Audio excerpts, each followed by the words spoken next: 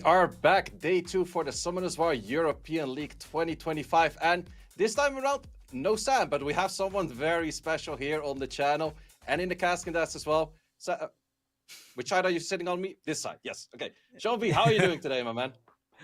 I'm doing good, man. It is so great to be here because I was watching this thing last week, and this time I am here next to Sage Shizzle to help Sam out to cast a couple of weeks, and we're gonna have a lot of fun in between. And I can't wait to see the next batch of unique players that we're going to see this week because the player who played last week, I think, is going to take the break this week, and they'll come back next week, right, Say?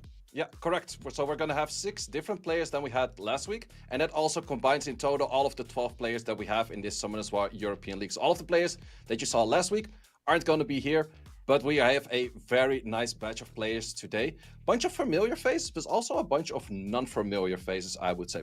So once again, let's go over the format. We have the Summoners War European League, and we're back in 2025. We're going to be playing for 7 weeks, and during each of those 7 weeks, we're going to be here at Wednesday, 8 p.m.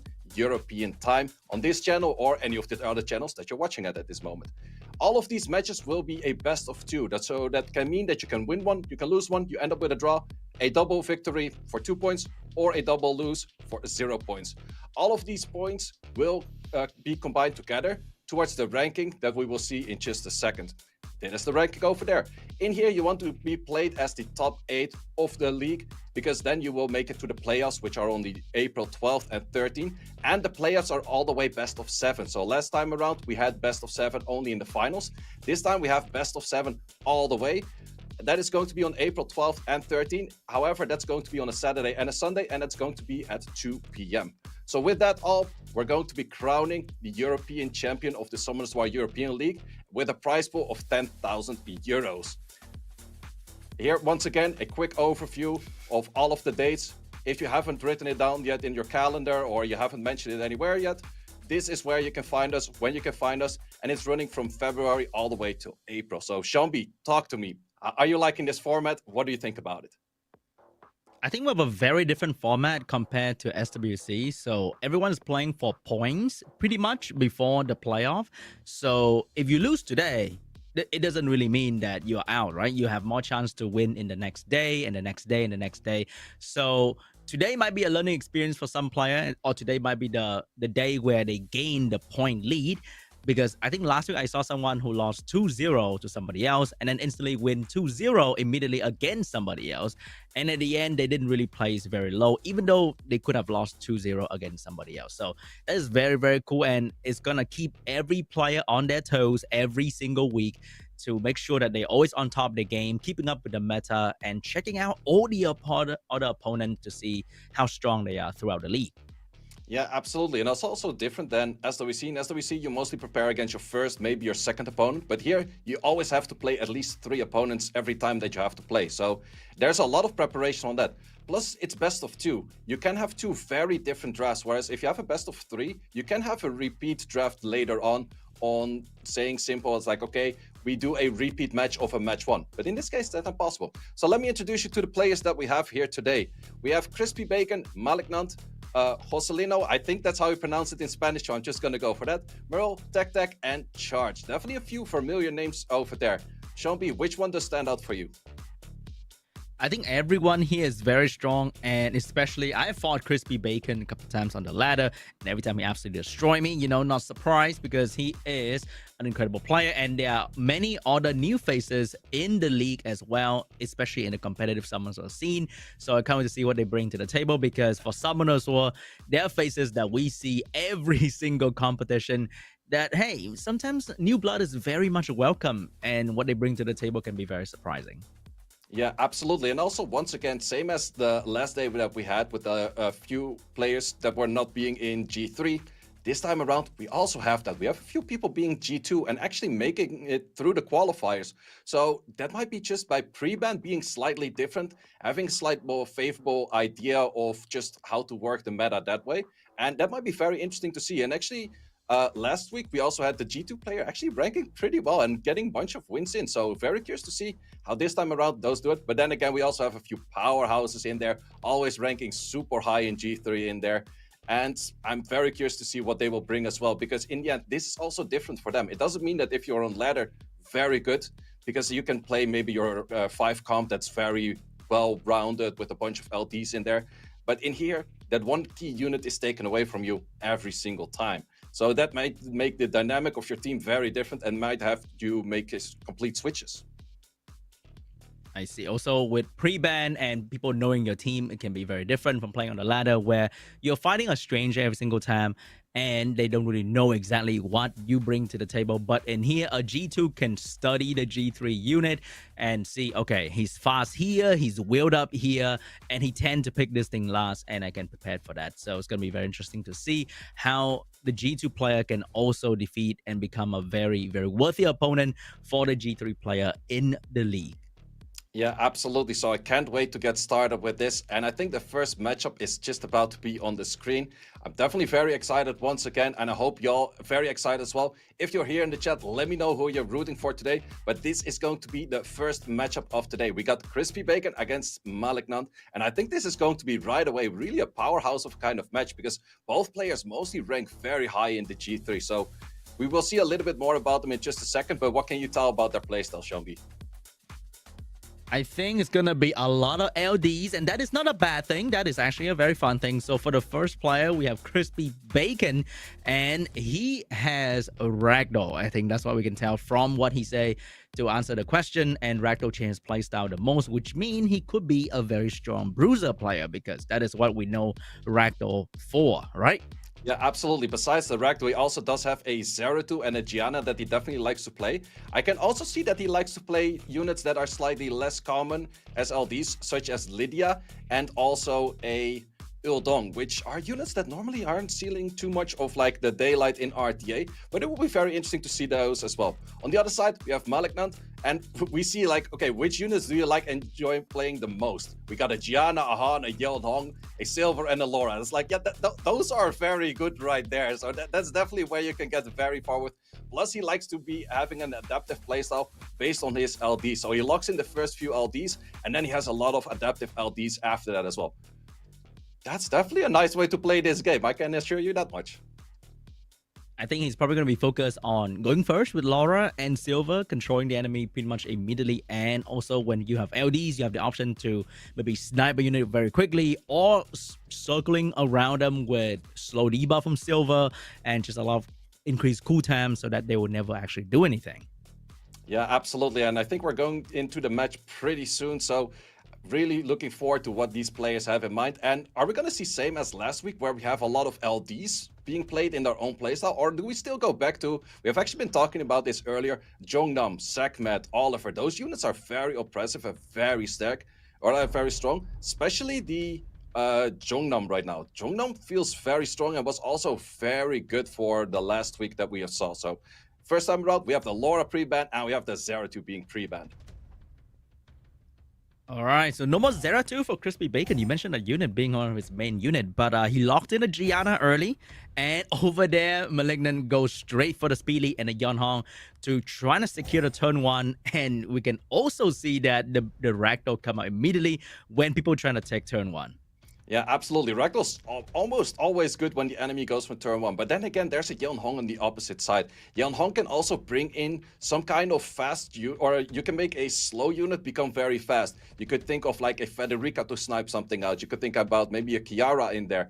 But actually goes for the Bruiser route as well. Jongnam and a Zinazek. And Zinazek is arguably one of the hardest counters into Gianna at the moment. Oh my, we have a... Dude, we might as well go with 5 LDs 5 for one match. I think it's going to be fun.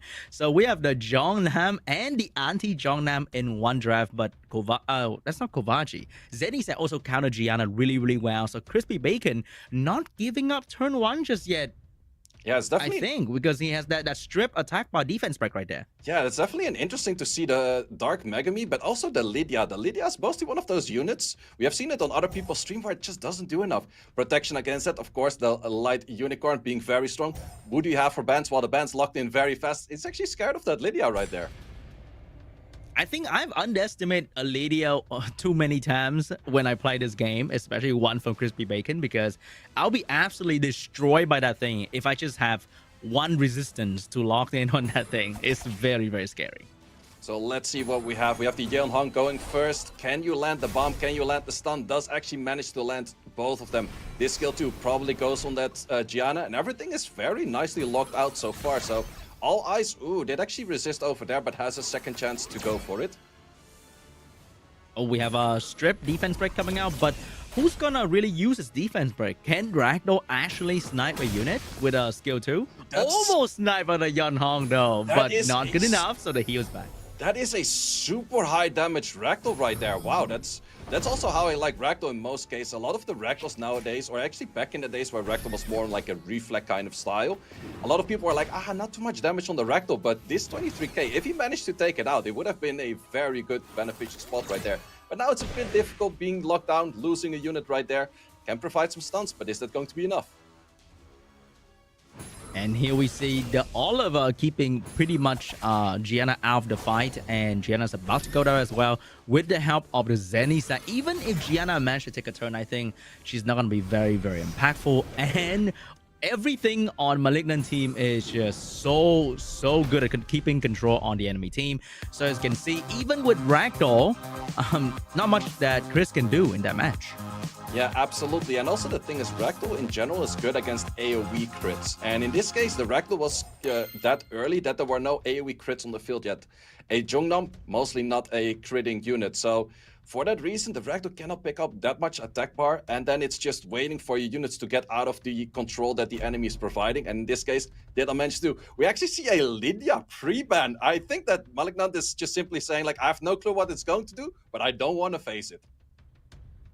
I think it's the kind of unit that will be underestimated. Nobody's going to touch it, and it's going to sit there and wait for the moment that you let your guard down, and she just wiped the entire team. It's kind of crazy. Oh my god, more turn 1 control from Malignant, but this time Chris is not giving up turn 1, say.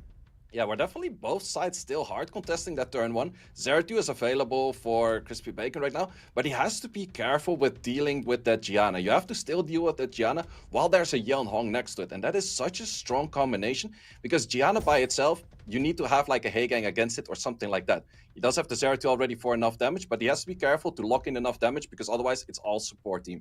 Let's see what Malignant goes for slot 4 and slot 5. And in all that LD5, the pre-ban landed on Jongnam, by the way. He was like an underrated unit before SWC last year, and now he is the pre-ban unit. Pretty much Cigar tier at this moment. Ooh, and we have a Laura plus a Sierra removing it, going for the Chandra, a little bit more of control over there. Well, not necessarily control, but a little bit more Bruiser style. Crispy Bacon is only looking at one Swift unit right now. Well, no, wait, he has 2 Swift units, because the Twin Age, most cases, are Swift, but he has 1 Speed lead. So if he locks in another Speed lead, he has a chance to take first turn if he were to ban that Yeonhong, but actually goes for more Bruiser units. Do you think that's the right take? I'm not sure about picking Cigar, knowing you're probably going to go turn 2, leaving yourself a bit open, but I think it's going to be an Oliver ban, and hoping for the Cigar to weather the storm and maybe control the enemy team while providing some defense back for the Zeratul. Well, that's definitely Oliver ban and a Zeratul ban, so the damage on the side of Crispy Bacon is not going to be that high, but we have a match 1 set 2 between Malignant and Crispy Bacon. Let's see, first turn, once again, of course, to that very speedy Yeonhong. All right, Yeonhong going in, boosting the Chandra to give the attack bar to the entire team.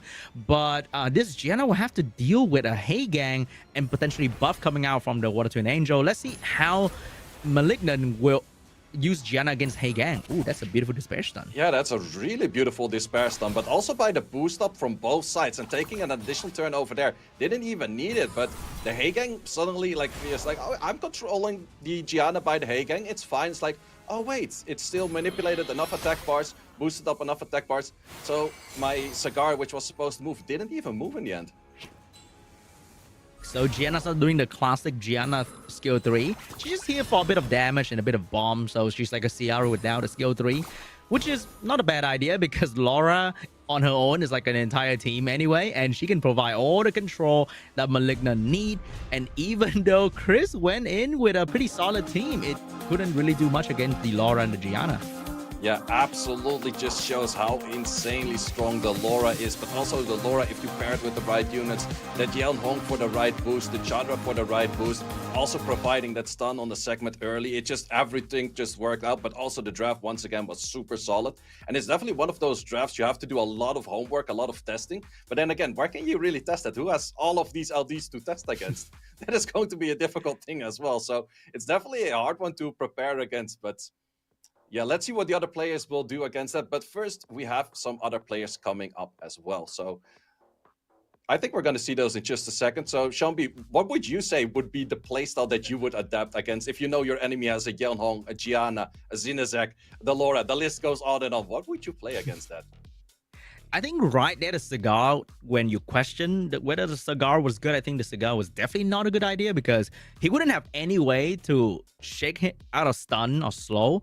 But I think in the draft where I think he was locking in the Oliver ban, he could have drafted maybe a strong water bruiser like a Chow. I know you hate Chow, but I think Chow in that position where enemy doesn't have attack power reduction and relying on 1 or 2 debuff would be a much better pick, I would say. I think in this case, I would almost agree on the Chow. Almost. It's very close. It's for me very hard to convince the Chow there. But in this he's case, like on paper, ooh, very good. But then when he actually go into the match, oh, he's kind of bad. Yeah, that's exactly. It's like, oh, he's just fighting a bunch of fire units, and then you see the fire units crit twice, and it's like, where's my Chow? What is he supposed to do?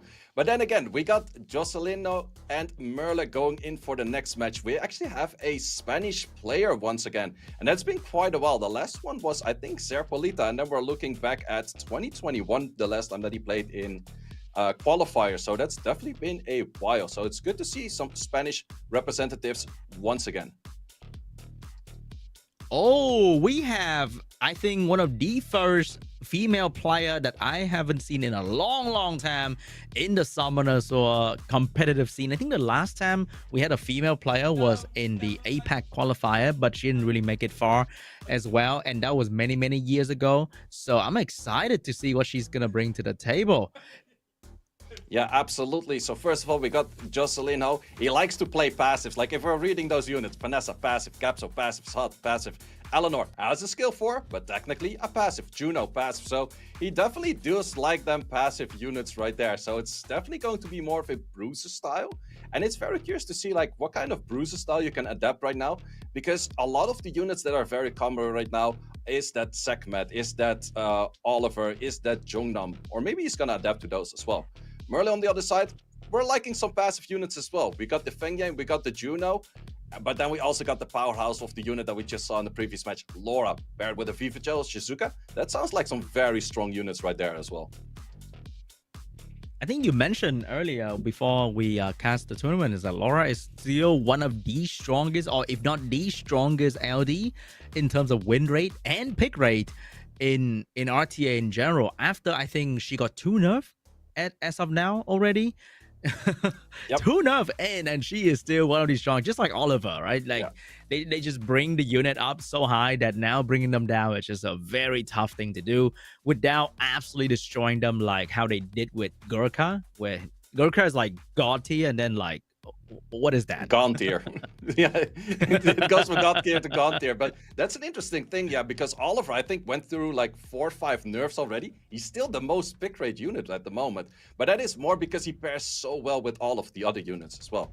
So once again, here we have a player that made it to G2, making it into the Summoners War European League. And I'm very curious to see what kind of bruiser style between the 2 players are we going to see. Is it going to be very contested on? Both of the players really like the Juno, but I think both of the players are also probably Capso players, because what is good with bruisering? Capso. What is good against bruisering?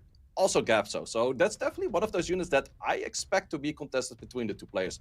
But let's see what they're doing for their pre-bans. Definitely taking the time. We got, of course, a Laura pre-ban. We're respecting that unit. The win rate speaks for itself. But on the other side, we have a Sahat pre-ban. Dude, I love that guy. He is so much fun to play with, especially when he pop off just a little bit with the procs, because the damage he can do, the dots, the attack bar that he gains all the time is wild for this guy. And we have a Juno being heavily contested between these 2 players. And over there, she's staying true to the answer she gave in the interview, locking in the Shizuka and the Fangyan early on. Yeah, absolutely. And I would say that Juno is also I wouldn't really say that the Shizuka is good into a Juno in most cases, because Juno really likes all of the buffs that Shizuka provides, but also really likes all of the debuffs that Shizuka provides. So that's definitely keeping true to what is common for you, what you like to use. And that is sometimes also a good strategy, because if you're very familiar with how your Shizuka works, how your Feng Yang works, if things just work for you, why switch things up? Because there is a counter on the enemy side. Sometimes it doesn't work, sometimes it does work, but let's see what she has in later drafts that would actually work. We also have the Vanessa and the Smicer. Merle being looking at that Viva Shell right there. I think that is the answer to the Juno that you were asking for, because the easiest way to deal with Juno is to just snipe her immediately. And Viva Chell could potentially do that, especially when Merle is going turn 2, letting the Juno go first and then do the swap thing and then snipe the Juno pretty much immediately. And the Praha's there probably to do a lot of damage on the Juno as well. But there's no real great answer to the Smicer just yet. Do you think she's going to lock in the Veramos last pick here? Yeah, it's definitely interesting to see, because from this draft, me as a turn one kind of mind, I would go in for Robos or any kind of pushback units, even a Chungpong if you can find it in your draft. These units of pushbacking and AoE stripping from a wind unit towards just water, a dark, and a wind unit would be very impactful, but Jocelino definitely still likes to go for his passive units. He's actually drafting 5 passives on the left side right away in that draft. Let's see what Merle likes to bring into all of those passes. You could be as like, okay, Oblivion is the answer, but we actually have notes, especially if you have cleanses on the field, such as that Angela. Oblivion isn't always the right answer. And here's the one-shot unit, another one-shot, and that one can also be constantly revived for Shizuka as well. So that's going to be a very, very strong last pick that could be an insta-ban. But you know what I want to see? I want to see the Fire Assassin being the last pick right there with all the healing. Yeah, it's definitely an interesting unit as well. I've seen it a little bit on ladder. I've seen people try with it, but it has less protection than, for example, the Federica. The Federica still has that kind of second life or first death prevention kind of style, and that just makes it very strong. I'm actually surprised that the Vanessa made it into the battlefield, because most of the time, if you're fighting a Federica or you're leaving it in, you want to take that unit out. We're looking at a match 2, set 1 between Jocelino and Merle. SeanB, take it away. All right, here we go. Vanessa going first with a strip defense pick. Juno is on Will. Oh my, that is a rare case, but I gotta say, I have seen that more than once in my life, because you don't want to get Oblivion, lose your attack power turn 1. So if you have a strong will set that you don't use on anybody, Juno can take that will set. And a beautiful strip from the Smicer on the Praha, but can she land the bomb? We have that bomb as well, so we're denying all of the turns. However, there's still one unit that you cannot really deny the turn of, and that's going to be, well, first that Feng Yang, but afterwards that Fire Cassandra, the Federica. Can she actually take out the unit? We have this additional turn of the Pra, doing good additional damage there as well. Seemingly to be on crit rate, good 37k, taking out the first life of that Vanessa. We haven't seen any Nemesis from the Federica just yet, and we assume that she's always a Nemesis, but that could be on Vio build to get the cooldown back quickly. But oh my god, I think the Spice is the one getting all the Vio here, and Shizuka might be going down faster than we expect, and without Shizuka, I don't think Federica is going to be all that strong. Oh, this Smice is actually doing a lot of work. Smice is also one of the units that's slightly lost. Oh, this additional turn, is that enough damage? That's not enough damage. Very tanky Smice over there. But Smice is one of those units. A lot of people I've noticed have kind of been de-runing it because it doesn't heal as much anymore on the skill 1. But still, that silence, if it lands those strips, it's pretty much has been silencing and denying the turns that are or could potentially be good from either the Shizuka or the Praha. These two units have pretty much not participated in this battle yet. I've been trying to rune up a Spicer for myself as well, but then if you play him right, he just get banned all the time, which is kind of sad, because you kind of have to invest a pretty solid set on that thing. If not, it's gonna get sniped, or it does pretty much nothing the entire game. But very, very strong unit if you can afford the rune set to put on it. A very good fire. Oh, but the Praha clutch proc is gonna keep the Shizuka alive, and that is bad news for the Vanessa. That is absolutely very bad news, because there's an armor break on that Vanessa as well. The Federica is moving with the speed buff. Also, this Praha does like some of those additional turns. We saw them first on the Smicer, but we also definitely do see them on the Praha, and it's very impactful right there. That armor break still sticking on that unit. We have a little bit of pushback coming through, a little bit more silence, but this Vanessa is probably going to leave the battlefield very soon. I think there was a little bit of a misplay here with the targeting, because Murray targeted the Spicer first, and then still go back to the Vanessa anyway. When you usually either go for Vanessa first or just ignore the revive. I'm just gonna go for it. I'm just gonna try and kill it back to back to back. So right now, Merle can't really finish off any target, and the Smicer is never dying at this point and doing a lot of work. Yeah, it's definitely the Smicer being very annoying, and I definitely do agree with you as well. Like, the moment you start switching targets, it doesn't really help you in any way. Either full commit for killing that Vanessa, or full commit for killing that Smicer twice. One of the two options is probably the best way. But in this case, simply nothing is dying. The Angela is doing a very good job at keeping everything alive. Even the Praha additional turns, trying to chip everything down. The Federica getting some turns in. It just doesn't do enough. The Angela is healing too much, the Smicer is healing too much, and this Vanessa's just staying alive. Yeah, nothing is dying while Murray team is just slowing dying one after another. Doesn't matter how strong you ruin, how much damage you can do if you're spreading your damage. Oh, that revenge from the Panda. Revenge. Probably won't really switch the battle though, because I think Spicer from this point on will just absolutely destroy the enemy team. Yeah, definitely has a good chance to. But it's definitely also interesting to see where a revenge on a Feng Yang. Normally you do see a Feng Yang more of like a Nemesis kind of style. What could still be revenge, but it's also interesting to see a Feng Yang as that much of an early pick. So that's definitely why you invest a lot of good runes to it. However, this first win goes to Jocelino, which is definitely very well played by him. And in general, just a Vanessa that's super tanky. It's always like hard to see on a Vanessa. Like, it's going to be high on damage, is it going to be super tanky? And then what should you focus first? So that's definitely throwing Merle off in this first round and gave Jocelino the win. All right, going into round two, which means this time Merle might get the Laura, and I want to see the Fangyin doing some massive damage, say, because I'm excited for that unit, because you don't see Fangyin in any core team whatsoever if you fight in high rank, because everyone's so meta focused, and Fangyin is definitely not a meta unit for RTA. Absolutely, and also instantly the respect ban on that Smice is like, okay, I lost against this unit last round. I don't want to face it again. And no matter what, I was being annoyed by the unit. Let me take it off the battlefield, and that's why we love the pre-ban. So this time around, is it going to be a first pick on that Juno? Yes, exactly. Locking in that Juno is like, I like the unit. I know you like the unit. We just contested first picking it right away.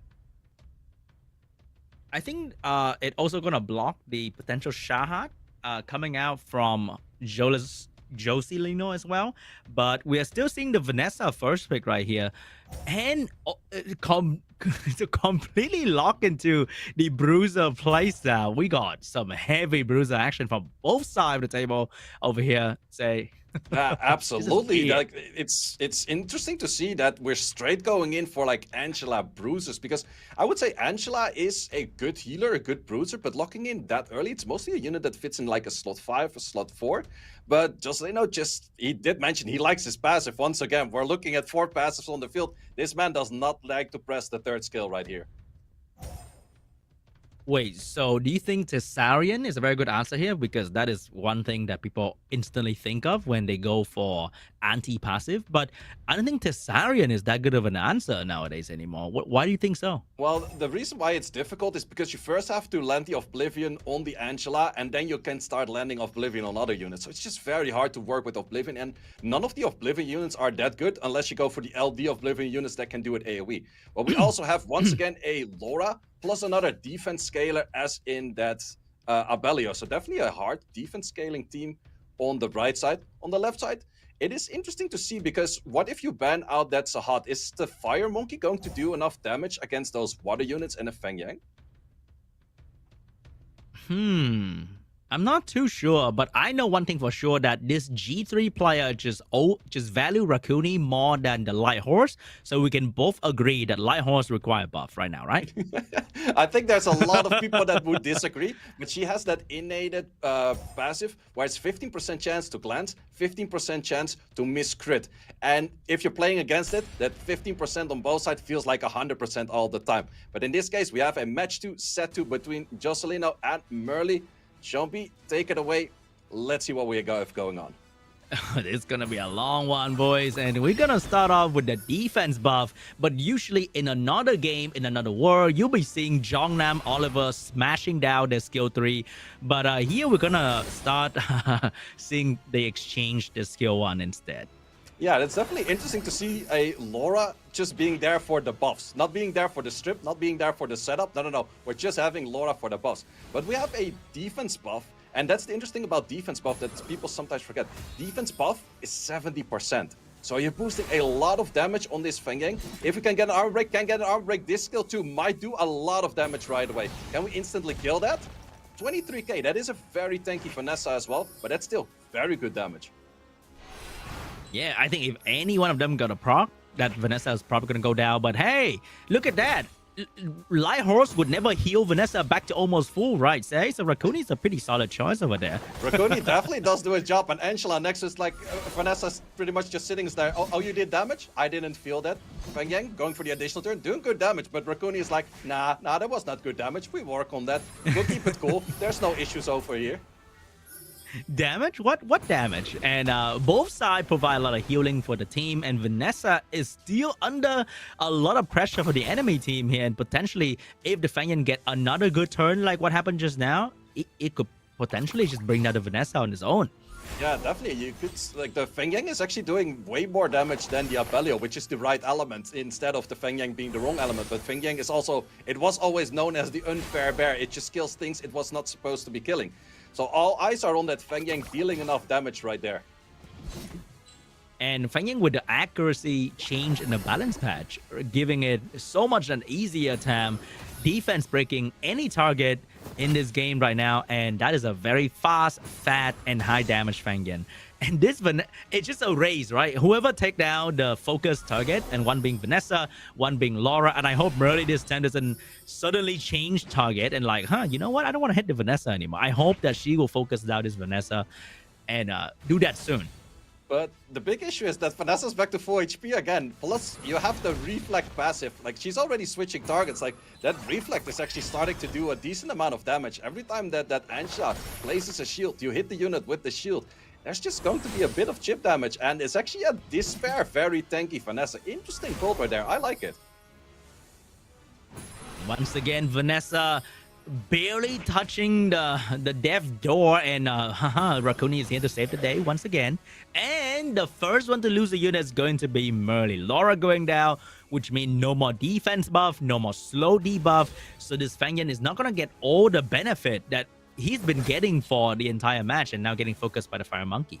Yep, plus we have the stuns going into that Feng Yang. The Feng Yang is definitely the crucial one on the side of Merle that has to be taking the turns to take someone out. And I definitely do think that a Feng Yang can take out a Fire Monkey in a 1v1 if it so goes right, especially the way that Merle has ruined it. But there's still a lot of other units to go through first. And where there's a lot of clans on the side of Jocelyn, there's pretty much no clans on the side of Merle except for the Feng Yang cleansing itself.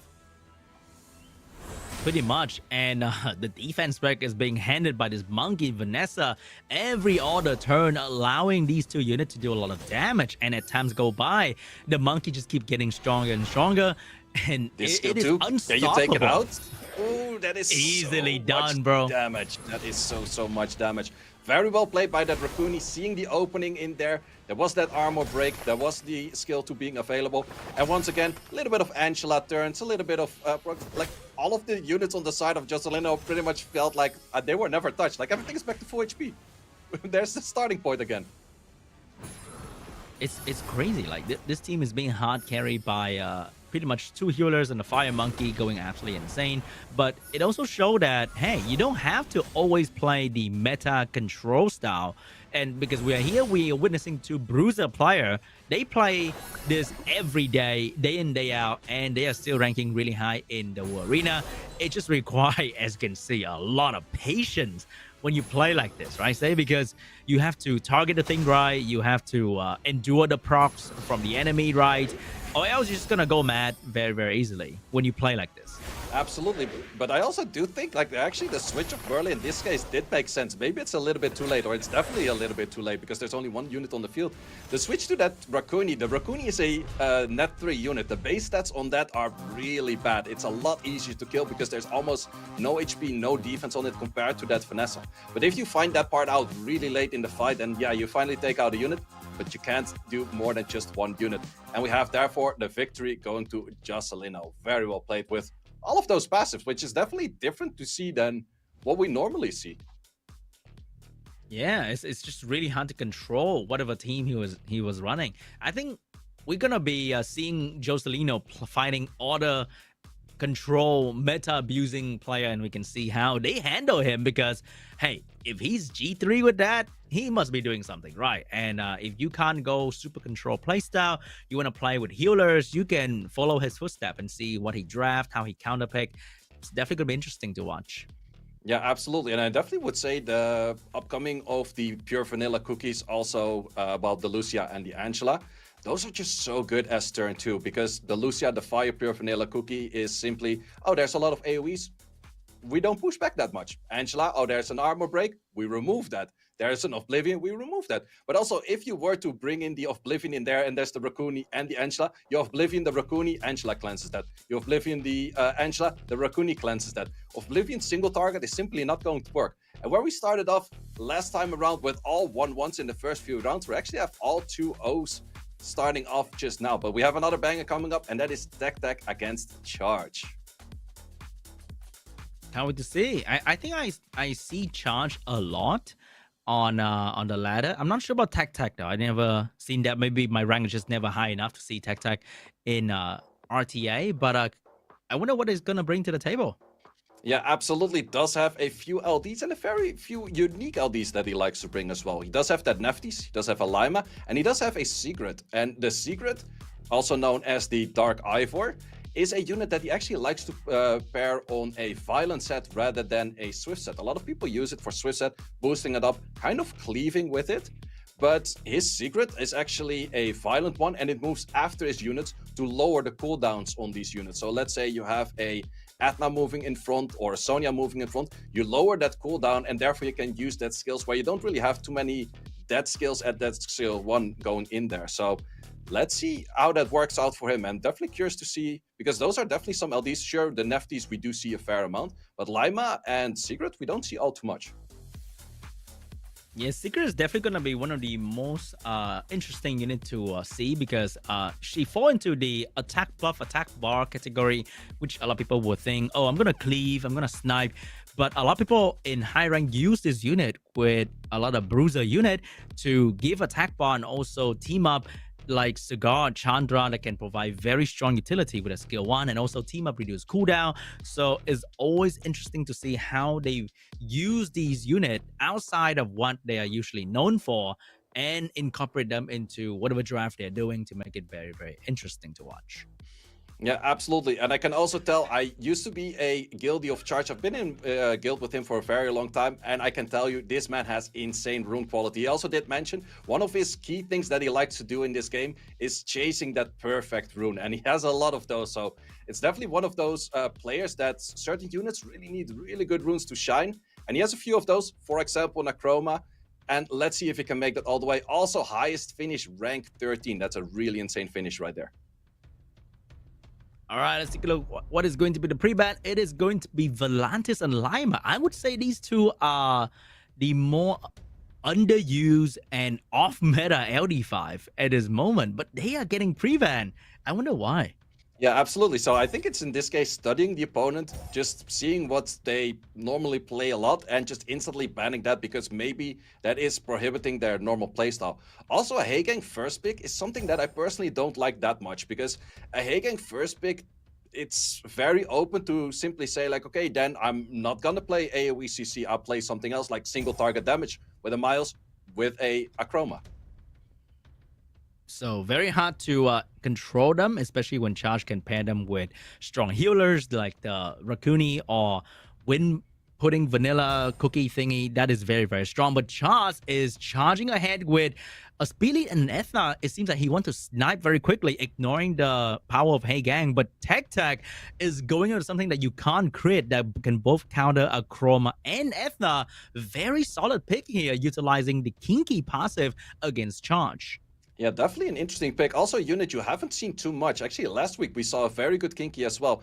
And once again, where we had a lot of sustain units in the previous match, currently none of the 9 units that we see here on the field have any form of healing. So definitely a very different base than we had in the last match. Last pick could be something more bruiserish, or at this point, do you actually want to add in a little bit of sustain to out-sustain your enemy? That's where you have the little bit of sustain. And very, very good one at that because there's no immunity on the side of Tactac. And both team can kind of have passive to give them a bit of survivability, but it's not healing, right? Kinky can heal a little bit with skill 1, but then they nerf the passive. So it's just gonna be all in damage to see who's gonna die first. And I'm very, very excited to see what's gonna happen here. I think it's gonna be the healer ban and the AoE stun guy, but then Kinky might be the hero of the day. Yeah, let's see. We have a match 3 set 1 between Tactac and Charge. SeanB, let me hear it. Take it away.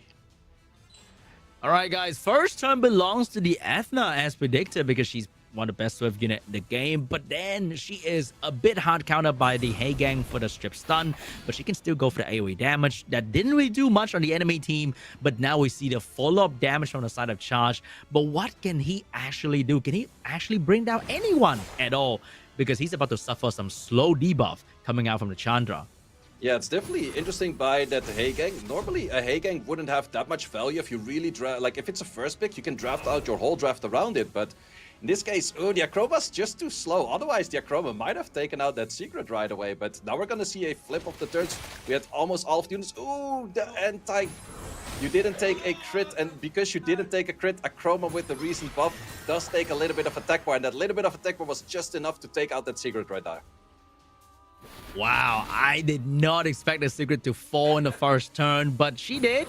That attack bar from the balance patch really gave Akroma that extra boost to kill off the enemy target. And now Kinky has to save the day. Even though Tactac lost the secret, it's not over yet because Charge has no healing. And when you have no healing, dealing with a Kinky might be a problem. But if he can somehow keep the mouse alive, maybe he can use that to bring out the Kinky. But that's not looking good for the mouse right now with the Chandra moving so often. Yeah, definitely a Chandra can take rid of the Miles. Plus, Chandra's one of the hardest counters into a Miles because of that slow. That slow just makes a lot of damage reduction. Too bad that Kinky did just slightly a little bit too little damage, because now we're gonna get an extra turn of this Ethna, and this Ethna can hit very hard. And Ethna's gonna go down, trying to put on the defense break onto the Chandra. Onto the Kinky, but could not get it done. So now Kinky will have to bring this one home for Tactac. He can do it though, potentially, but only if this Kinky doesn't get defense broken and stunned by these 2 units on the enemy field. Ooh, this S2 armor break. This is the high hitting skill. Can he take it out? Does not take it out by the sliver of health. That Miles is super tanky, and those are these insane runes that I was talking about. Charge has this super tanky Miles. Otherwise, it would have been lost in that battlefield. And Miles does actually not activate the pass of the Kinky on his regular hits. Not looking good. Here comes the Kinky moment that we've been waiting for. Oh my god, that damage is crazy. But then he could take out his mouse back to back if he get the crucial prop. Yeah, it's definitely the question. Do you take it out? He does take it out. Gets a little bit of healing in, but it's not too much. But that's a 12k. Look at the HP bar. That is 12k. Can you imagine how much HP is on that unit right there? If that is 12k HP? Man, and unfortunately, Kinky is not gonna solo. It's not gonna save the day. It was something that could have been done maybe 3 years ago, but definitely not in the current landscape of RTA. Yeah, absolutely. It's one of those things, Kinky, in the end, it is nerfed. It used to be really good. Now it's a little bit less good. In the right draft, it is still very strong, but in this case, it was just slightly short by the insane rune quality that Charge could provide in that match. All right, we're going to the second round here. Very interesting match that we saw. A lot of damage, a lot of aggressiveness. Are we going back to some sort of control playstyle, or are we seeing another form of whatever we saw just now? Well, definitely some of the passive units being removed over there. Akroma, we don't like to see it. That was the unit in the end that did take out that secret. But was it in the end that Akroma, or did the Miles most do of that work? On the other side, you like to pick Heigang first time around. I don't like to see it this time around. And we're going Jongnam first. Oh, which means he's about to go for some control team here. Probably gonna be following up with some segment Oliver to control the enemy with the new Holy Trinity, one might say. But is he gonna do that though? Or is he gonna whip out some crazy LD combination? Yeah, it's definitely interesting to see where the Holy Trinity used to be the Chandra Velajul Cigar. Since Cigar slightly fell off, the new Holy Trinity might actually be Oliver, Jungnam, and Sekhmet. So definitely an option that Charge could go for right here, but he rather goes for that Vanessa. And now let's see, Fire Monkey pairing it off, a very good unit against the Defna.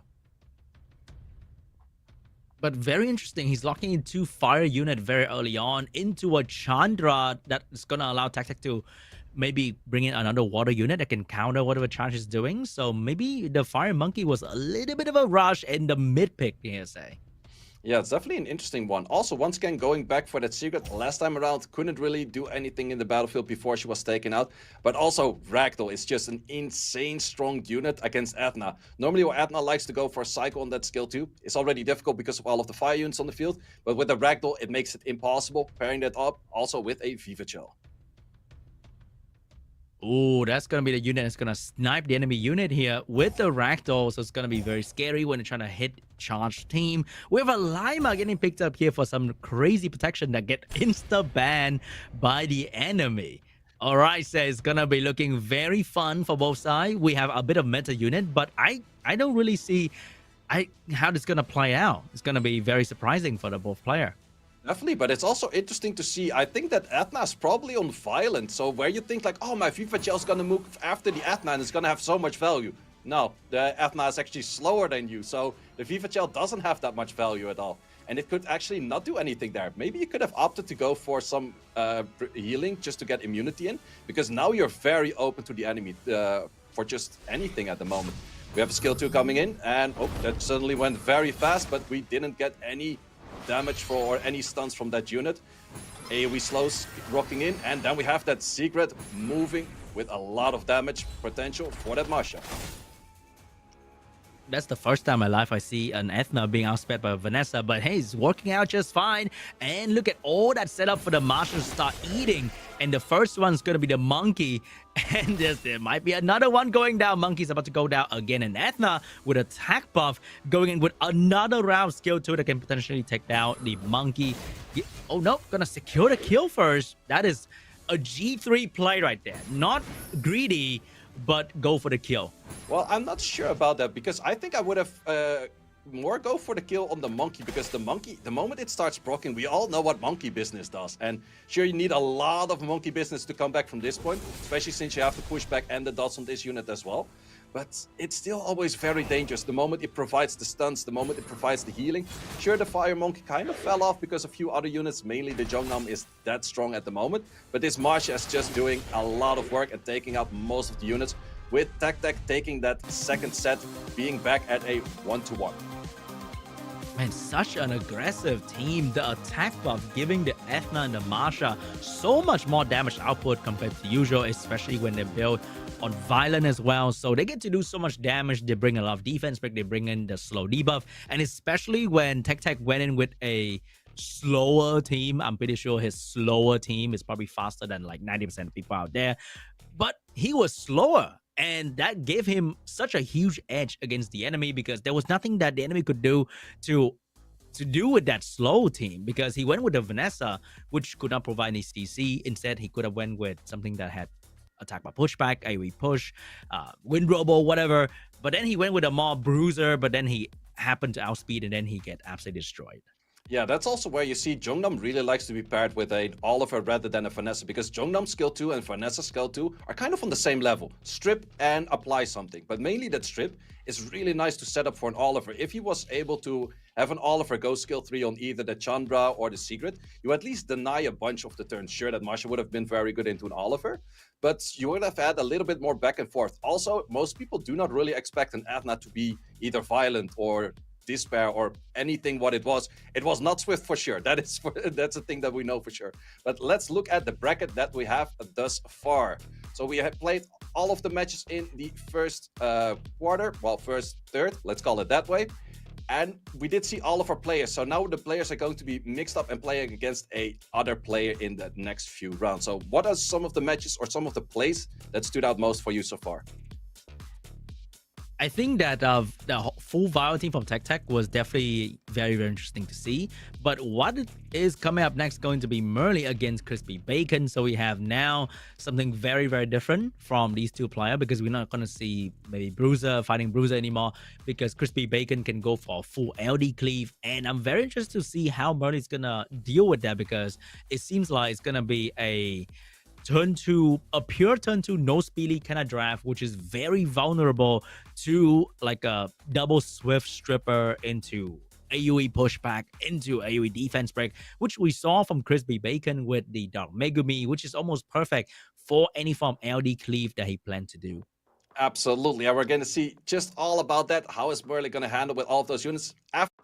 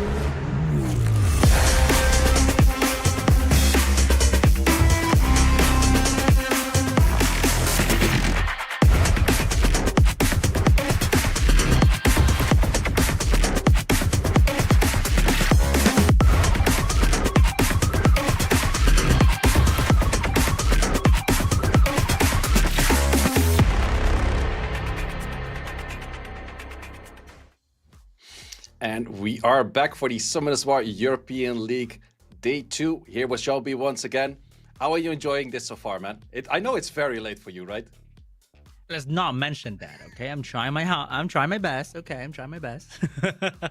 It's been very fun. I'm glad all the matches have been pretty exciting, so that we can watch and enjoy ourselves. Because I think it's great when people trying to win, but it's also great when people trying to win in a very cool way, like how he did with the secret on a violent build right there. Because we all expect certain thing to be built in a certain way, and then it doesn't happen that way, and it's very exciting to see. Yeah, absolutely. Definitely some exciting matches. We do have a lot more exciting matches to go because in the end, we did see Maligan just pretty much steamrolling his few matches. Like those went so fast that we didn't even talk about it that much. It's just like the LDs, it worked, everything connected, and then it was over. But let's see if the other two players that he has to face maybe have like a better idea of maybe bruising that out or just destroying the comp altogether. But first, we're going to be looking at that match of Crispy Bacon against Merle. So that's going to be the heavy turn 2 style, whereas Crispy Bacon was trying to lock in that Lydia that didn't actually make it through. But then again, Lydia is very good against speed comp, so I don't think that is going to be something that Merle really has to face up against because she's not that much of a speed comp player. But when you're not speed calm, you get speed cleave, which is also a very, very real problem that Merle has to handle. So maybe she might have to rely on the Hey Gang potentially to not get absolutely stripped defense break by the Dark Megumi, because that is one of the best strip setup for cleave that Crispy Bacon now have together with Gianna. So I think we might be seeing a Hey Gang pre-ban instead of a Laura pre-ban. Yeah, definitely could be an option because also this Laura, where the Laura of Malignant, for example, had a lot of follow-up. This Laura is there, as we mentioned it, it's for the defense buff. We want to stack out that Feng Yang to do as much damage as possible. But this Laura is not really about the follow-up. It's just about that damage for the Feng Yang. But can you even get to the point where Feng Yang can get a proper turn? Or is someone going to be to the points like, oh, you really like the Feng Yang? I'll just take that one out in the pre-ban. Why not? All right, here's the pre-ban between Crispy Bacon and Merle. So is it going to be a classic Laura pre-ban? It's going to be a Gianna and a Juno pre-ban. Very interesting. But hey, for a Bruiser player, Juno is probably going to be the best build unit for Merle. So that is a solid pre-ban right there. Yeah, definitely two very good and understandable pre-bans. Normally you would see like, why would you pre-ban this? Gianna, of course, makes sense. Very strong unit. But the Juno is so much of a core comp unit for Merle that is definitely something that's useful to take out. Those are very much units that you would like to reset. The FIFA Child, the Shizuka, most of the time I would like to see a segment into that, Olivers into that, maybe even still Cigar into that, because the moment that these units take that turn on an additional turn, match might be instantly flipped.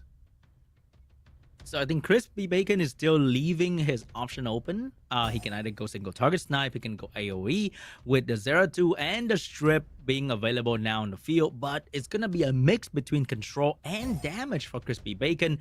And here's the wind robot that can be extremely effective against Merle team without a Juno, without any real fire threat. I think that's gonna be a very solid last pick for Crispy Bacon.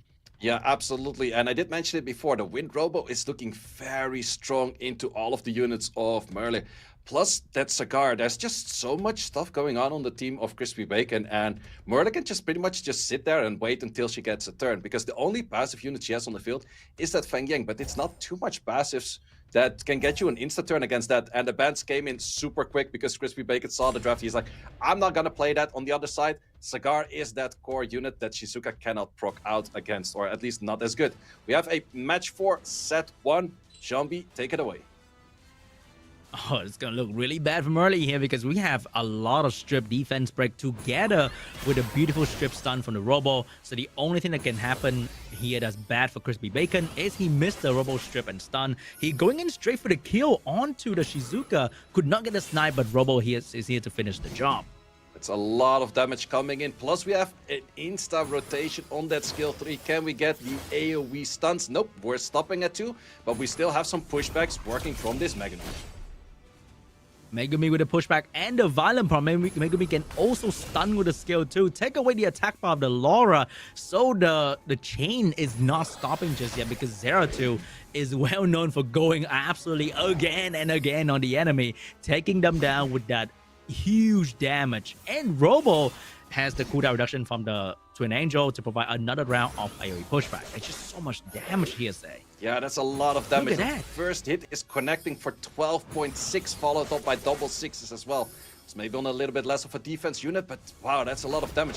But on the other side, that Feng Yang was also hitting above 5k per hit on an armor broken target. So definitely a unit that is very scary, can do a lot of damage as well. But the issue is, I don't see it 1v1ing against the Zeratul. Pretty much, and Crispy Bacon is not leaving any option for Merle. He's going in with both AoE control and amazing single target snipe damage, and there's nothing that this Panda can do. It's just gonna die slowly to the damage of Zeratul, being one of the strongest bruiser unit right now. I think Zeratul for a long time has been a very underused LD5, but now he is just insane, right, say? Yeah, absolutely. He just needed that slight tweak, but I think even before that tweak, he would have still been good. But the slight tweak that he got, every turn he has, he takes a little bit of healing. And that extra sustain on top of the immunity, on top of the attack buff that he gives, makes it very hard to kill. Plus, he has a lot of damage from those dots and additional damage artifacts. So you don't have to go full damage on this unit. Just a crit rate on the 4, most of the time an HP on the 6, and you're already good to go for a very heavy bruiser Zeratul right there. And it just works out so well for these players. I still can't believe that Zeratul used to awaken into resistance. And here's the pre-ban for Zeratul and the Laura pre-ban as well. Merle has the Juno first pick, but is Juno going to be enough against LD5 Cleave?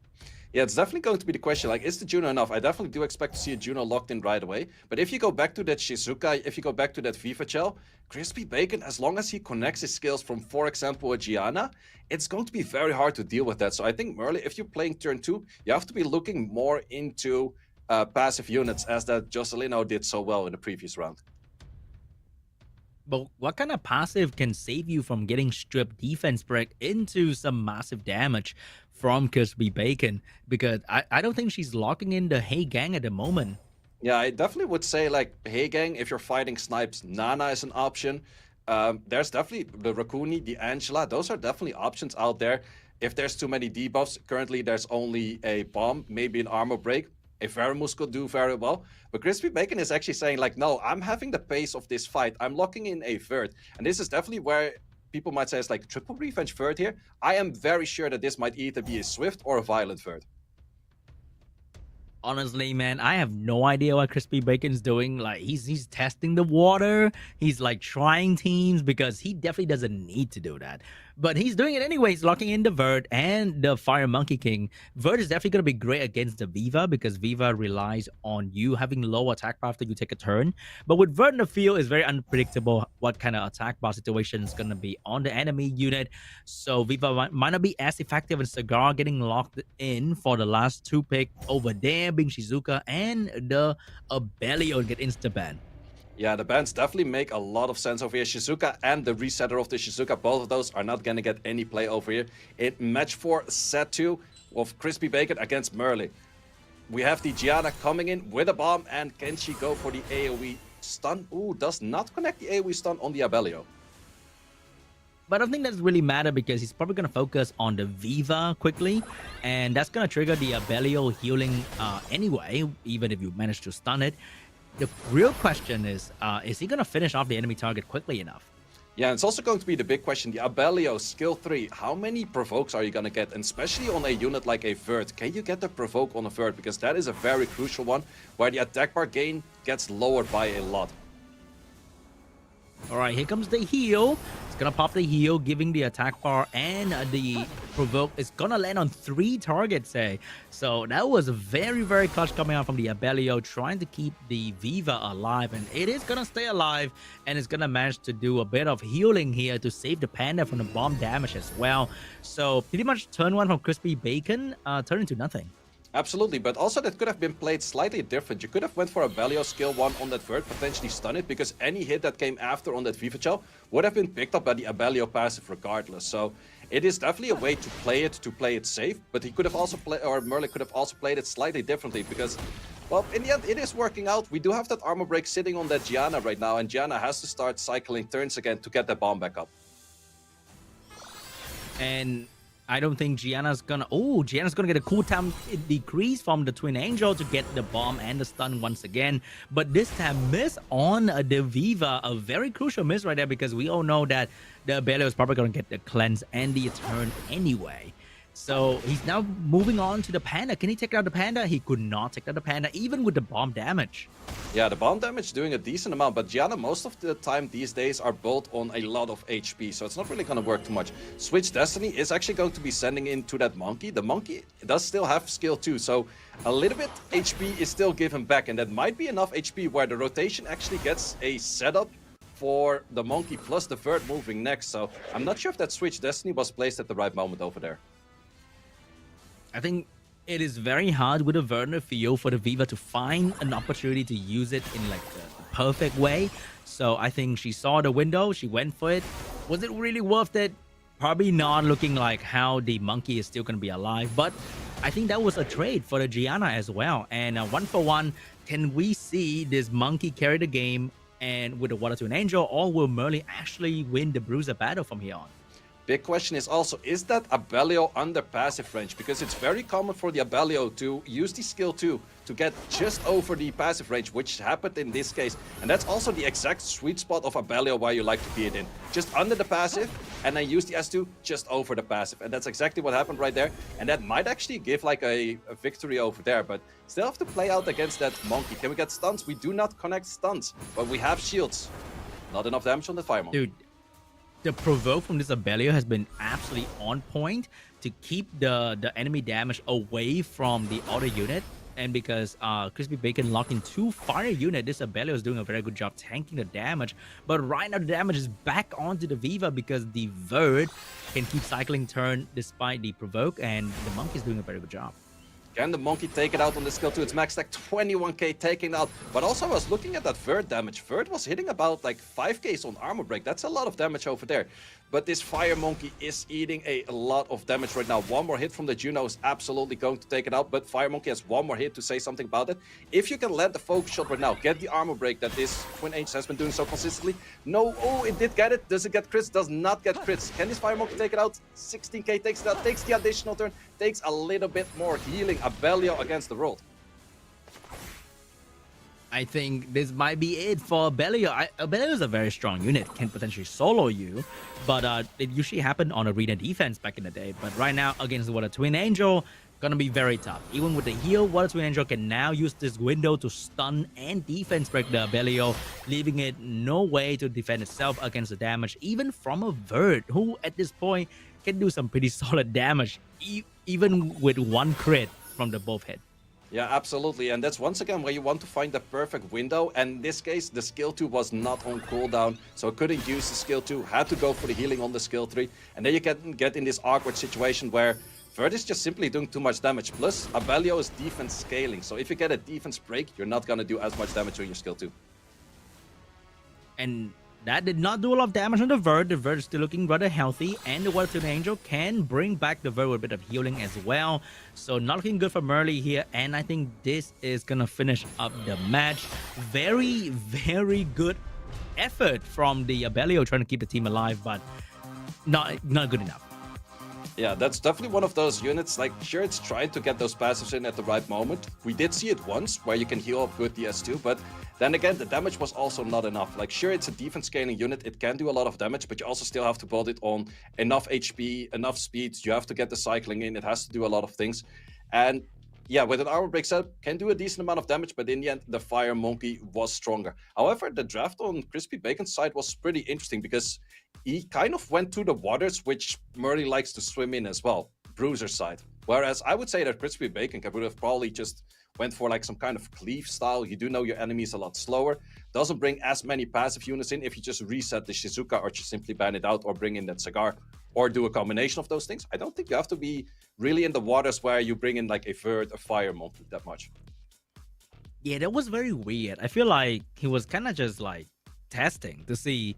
I had an idea, maybe it's gonna work, because he definitely didn't need to do that, and it kind of dragged the fight out a little bit too long, and it was very risky for Crispy Bacon, but he got the win anyway because I think Vert was great. Fire Monkey was a little bit sus.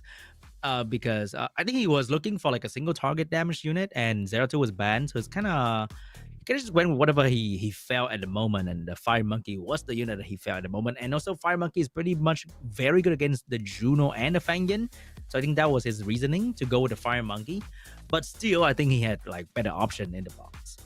Yep, absolutely. But going on to the next match, we got the Jocelino against Charge. So Charge showcased a bunch of variety of between bruisers, high damage units, very high HP units on that Miles. And then on the other side, we had Jocelino with passives. That's just one way to describe his whole draft. Passive, passive, and more passives. Not gonna press that third skill, and we're gonna slowly take the enemy out by a lot of healing, by a lot of sustaining, by a Fire Monkey in this case last time around. But there's also other good passive units right now with the recent collab. We got the Wind Zenitsu, very strong passive unit as well, can deal a lot of damage in a good bruiser team. I wonder if Charge has any of the AoE Oblivion unit, or just gonna go straight with damage, because that is one way to deal with the passive team, is that you just go in with ignore defense with very heavy damage, and you take them out quickly so you don't have to deal with the passive. Absolutely true. Also, you could have seen from the previous match, if you focus heavily into that Vanessa, it's very hard to deal with. It's super tanky. So if you take your homework from previous matches, you do know it's like, okay, maybe I'll just ignore it and I kill the Raccoony twice, or kill the Smicer twice, or any other unit you kill that twice rather than having to focus that Vanessa. Or maybe just ban it out altogether. It's funny how we have so many anti-revive in the game, but none of them are actually very RTA relevant, right? For the revive Vanessa. Yeah, I would say so as well. Like, there's a lot of resets. I think resets are more the value towards like revives of a Vanessa. But the big issue that Vanessa has, that revive is on a 1-turn cooldown if it hasn't been used yet. So even if you reset it, 1 turn from that Vanessa, and the segment skill 3 pretty much didn't do anything. But for the bans over here, we got a silver ban and we got Sahat being banned out. All right, stealing the Vanessa immediately away from Joselino, and the silver being pre-banned. I think that's gonna be that's pretty much like your top file set getting pre-banned as well. So I wonder, without Vanessa, how's he gonna keep his team alive? Yeah, it's definitely going to be the question. Does he like to go for more passive units in the sense of Nana? Once again, locking in 2 heavy supports. However, Kovaci is more of an offensive support than a defensive support, but Angela is definitely that defense support right there. Church, do you like to go for some kind of snipe comps against this? Irene is definitely a unit that has been picked up a lot on the leaderboards as of recently. And it's one of those units, it's like a Dumon, but different in the sense where you completely take that unit out for a portion of the fight, which is definitely an interesting unit right there. Plus, heavy damage on that Masha. It is also low-key like an Oblivion unit, because when you take it out or take it in your suitcase, it will take away the passive that can affect the battlefield as well. So less damage for a more of a control on the enemy unit, which is very interesting, because you mentioned Dooman. She can also counter Dooman in a way, because when you lock in Dooman, take away the curse. Kind of interesting to see. Yeah, definitely. She has some very interesting interactions as well. Also, you can just straight do it through the Heigangs. She doesn't really care about the Heigang passive. So definitely has a few very interesting interactions over there. On the other side, we go back to, well, passive units. A Fire Monkey.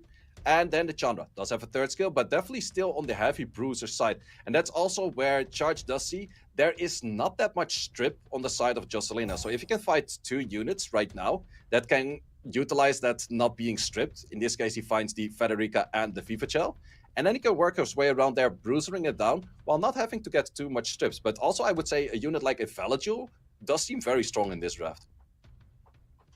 But I think he's more he's more about that snipe, pretty much. So as I mentioned, that is definitely going to be one of the better ways to deal with the passive, is that you snipe them out of the field immediately, and everyone on his team is all about that. And oh my god, that is so beautiful, because one of the ways to deal with snipe is to have revive, and who's the better unit than this guy, who's going to counter all the water unit and has a self revive and a AoE control.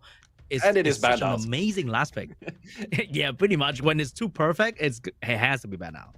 Yeah, absolutely. Being banned out makes a lot of sense. Also, when there's not too much immunity on your enemy side, locking in something like that is always a very good 5th pick. So very good find by Jocelina over there. We have a match 5, set 1. SeanB, take it away. All right, guys, let's see who's gonna get sniped first, because Kovaci with Fire Monkey can also do very, very good damage. But here we go with Irene going first. She can be the best unit in the game, or she can miss and make Charge cry. Let's see if she land her thingy. She does go for the Chandra, does not fully connect, so therefore doesn't do too much. Also an interesting choice to go for the Chandra over there, because now all of the turns belong to the side of Jocelino, and that can do a lot of damage on your Marsha right there. I think he probably just hated the AoE slow that will be coming out from the Chandra. And I think that's the problem with unit like Irene or Sekhmet, is that they can be quite disappointing at a certain point of the game, and that will really leave a bad mark on the user memory. But oh my god, that snipe is coming in, and there's no way to protect this monkey beside himself trying to proc and get some heal in. Well, there's actually a lot of protection for this monkey. We have a Chandra skill 2 coming in. We have a skill 1 potential coming in over here. You could even boost up the monkey skill 2 to get another round of your S2 on the monkey. So definitely a lot of options right there. So if Charge was able to take out that monkey, it would have been a very nice setup for him over there. But since that was not possible, I think he's kind of on the back foot at the moment. You're right. He just needed a little bit more damage. But hey, if you are Joselino, you know that you're going to get sniped. Maybe the monkey's going to have some heavy reduction from fire, because that Marsha combined with the Federica could not burst it down. So he was well prepared for this exact situation, because when you play a certain comp too many times on the ladder, you know exactly what counter is going to be used against you, and you can prepare your artifact in a certain way to make sure that you don't die to the snipes. Yeah, absolutely, and that's very well played. But also, Monkey in general, you do want to have that anti-fire, because what is the greatest counter into the Monkey is mostly that Federica. We just see it on the field, and if the Federica cannot take any kill, it is also very easy to take out the Federica. Most of the time with the Federica and other sort of snipe units, you see that also with Sonias, it is very often a trade 1-for-1. But if it is a 1-0 trade not in your favor, you do lose a unit, and it's not going to be very beneficial for you. And Jocelyn is definitely sitting in the drive seat because of that right now.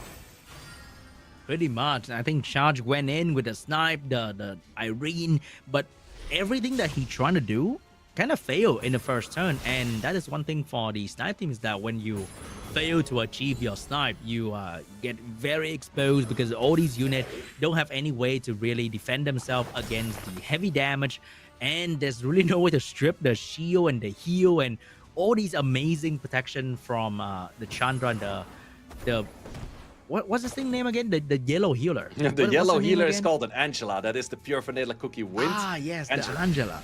Yep, exactly. It's just so hard, right? And it's just, yeah, like you don't know what to do after that. You fail your snipe, you fail everything. Absolutely, and Angela is also one of those units. It's just, it keeps being there. Also, if you don't have any healing on your side, anytime you hit the shield, it's that little bit of chip damage of reflex that is at some point adding up to a lot of damage and just simply not working out. Where Irene looks really nice into Bruiser comps, the moment that she doesn't work, it is really one of those units like, yeah, I could have drafted anything in there and it would have worked better. But in a completely different world, let's say the Chandra was taken out by that bag, I think it's still that the Kovaci and the Angela would have had potential to heal up that monkey by a decent amount. Pretty much. And when you put something in the bag, it's not gonna it's gonna be gone forever, right? So Chandra's gonna be back soon, and still, because he failed to snipe the monkey, that was pretty much the key to his loss right there. So going to the second round, maybe Charge gonna go in with a different strategy. Maybe he's gonna go in with some AoE control, because pushback and slowly buff is still very, very strong into whatever Joselino is doing. Yeah, absolutely. Also, this time around, he does have that silver to his arsenal that he could actually play. On the other side, we do have the Saad being open. If we're looking at bans, who are the bans that you would respect? To be honest, I would be thinking about banning that Angela. She's really annoying.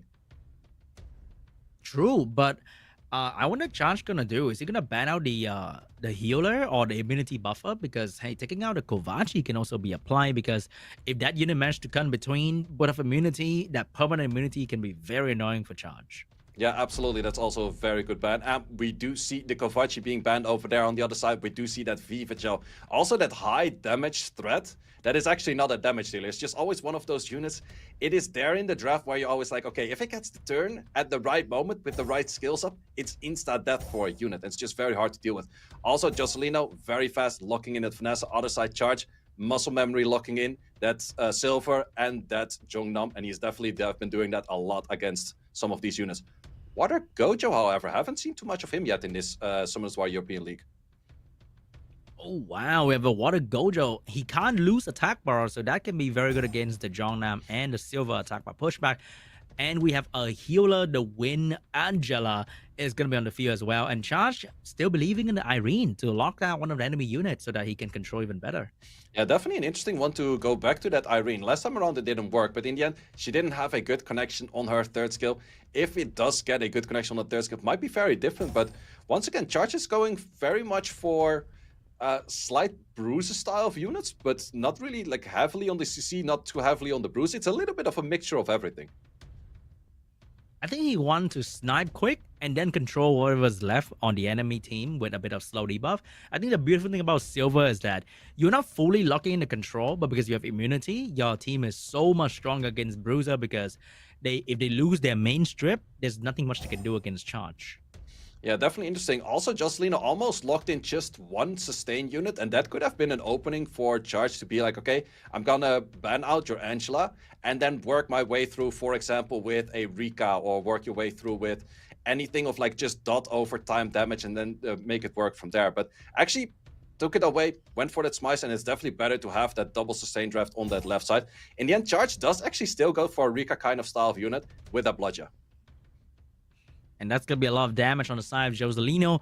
And it's kind of refreshing to see that, whoa, it's a full elemental draft just going in on game mechanic. Pretty much against the Jongnam, we have anti-stun, less attack by pushback. We have a lot of damage, healing, and over there, we only see one LD5. It's probably one of the least LD5 game that we see so far in the league. And it's great because we also see a lot of different new unit that people don't see. There's no Chandra Cigar Villager, there's no Oliver Sakmet, but it's something refreshing instead. Yeah, absolutely. So we have a match 5, set 2. Let's see who can take this second set right over here. Jongnam going first, but is there enough follow-up from the Blood yet? Because there are 3 will unit, and let's see which one he decides to go for the control. Well, it is going to be the Gojo. You could also go for skill 2 on the Bludger, because that's something people sometimes forget. It's like a recon that's skill 3, but the skill 2 is a strip. Does actually decide to go for that strip right there, plus that strip also does have a slow. And now every team is going to be slowed down, immunity is going to be up, karma is going to be up, preventing Joselino to actually use his skill. So that is a very, very good turn 1 coming out from Charge. But Sierra decided to be like, you know what? I don't like to be protected. I don't like that immunity. Like, Charge made this very smart play of actually not taking the double turn, or just simply saying, like, I want that protection up for a longer time. But the Smicer had something to say about that because of that additional turn. However, it isn't over yet, because we have that Bludger moving in later with that skill 3, and that is still a very crucial skill, because in the end, there's not too much healing on the side of Joselino, except for that Smice, and that will take a little bit of time to kick in. I think Sierra's probably going to go down here, even with the healing from this big guy. But that is totally fine because she dropped the Vanessa HP to very low. That's going to allow the Bloodya to finish her off. And the silence from the Bloodya can potentially take away the revive coming out from the Vanessa if the Gojo managed to go down here. And there is so many debuffs on this Vanessa. You can't even see it. The debuffs of the Vanessa almost cross all the way towards the Fire Monkey. That's how many debuffs this Vanessa has. That one is definitely dead, but you still have to be working on that Fire Monkey. That might be the crucial target. That might be hard to deal with.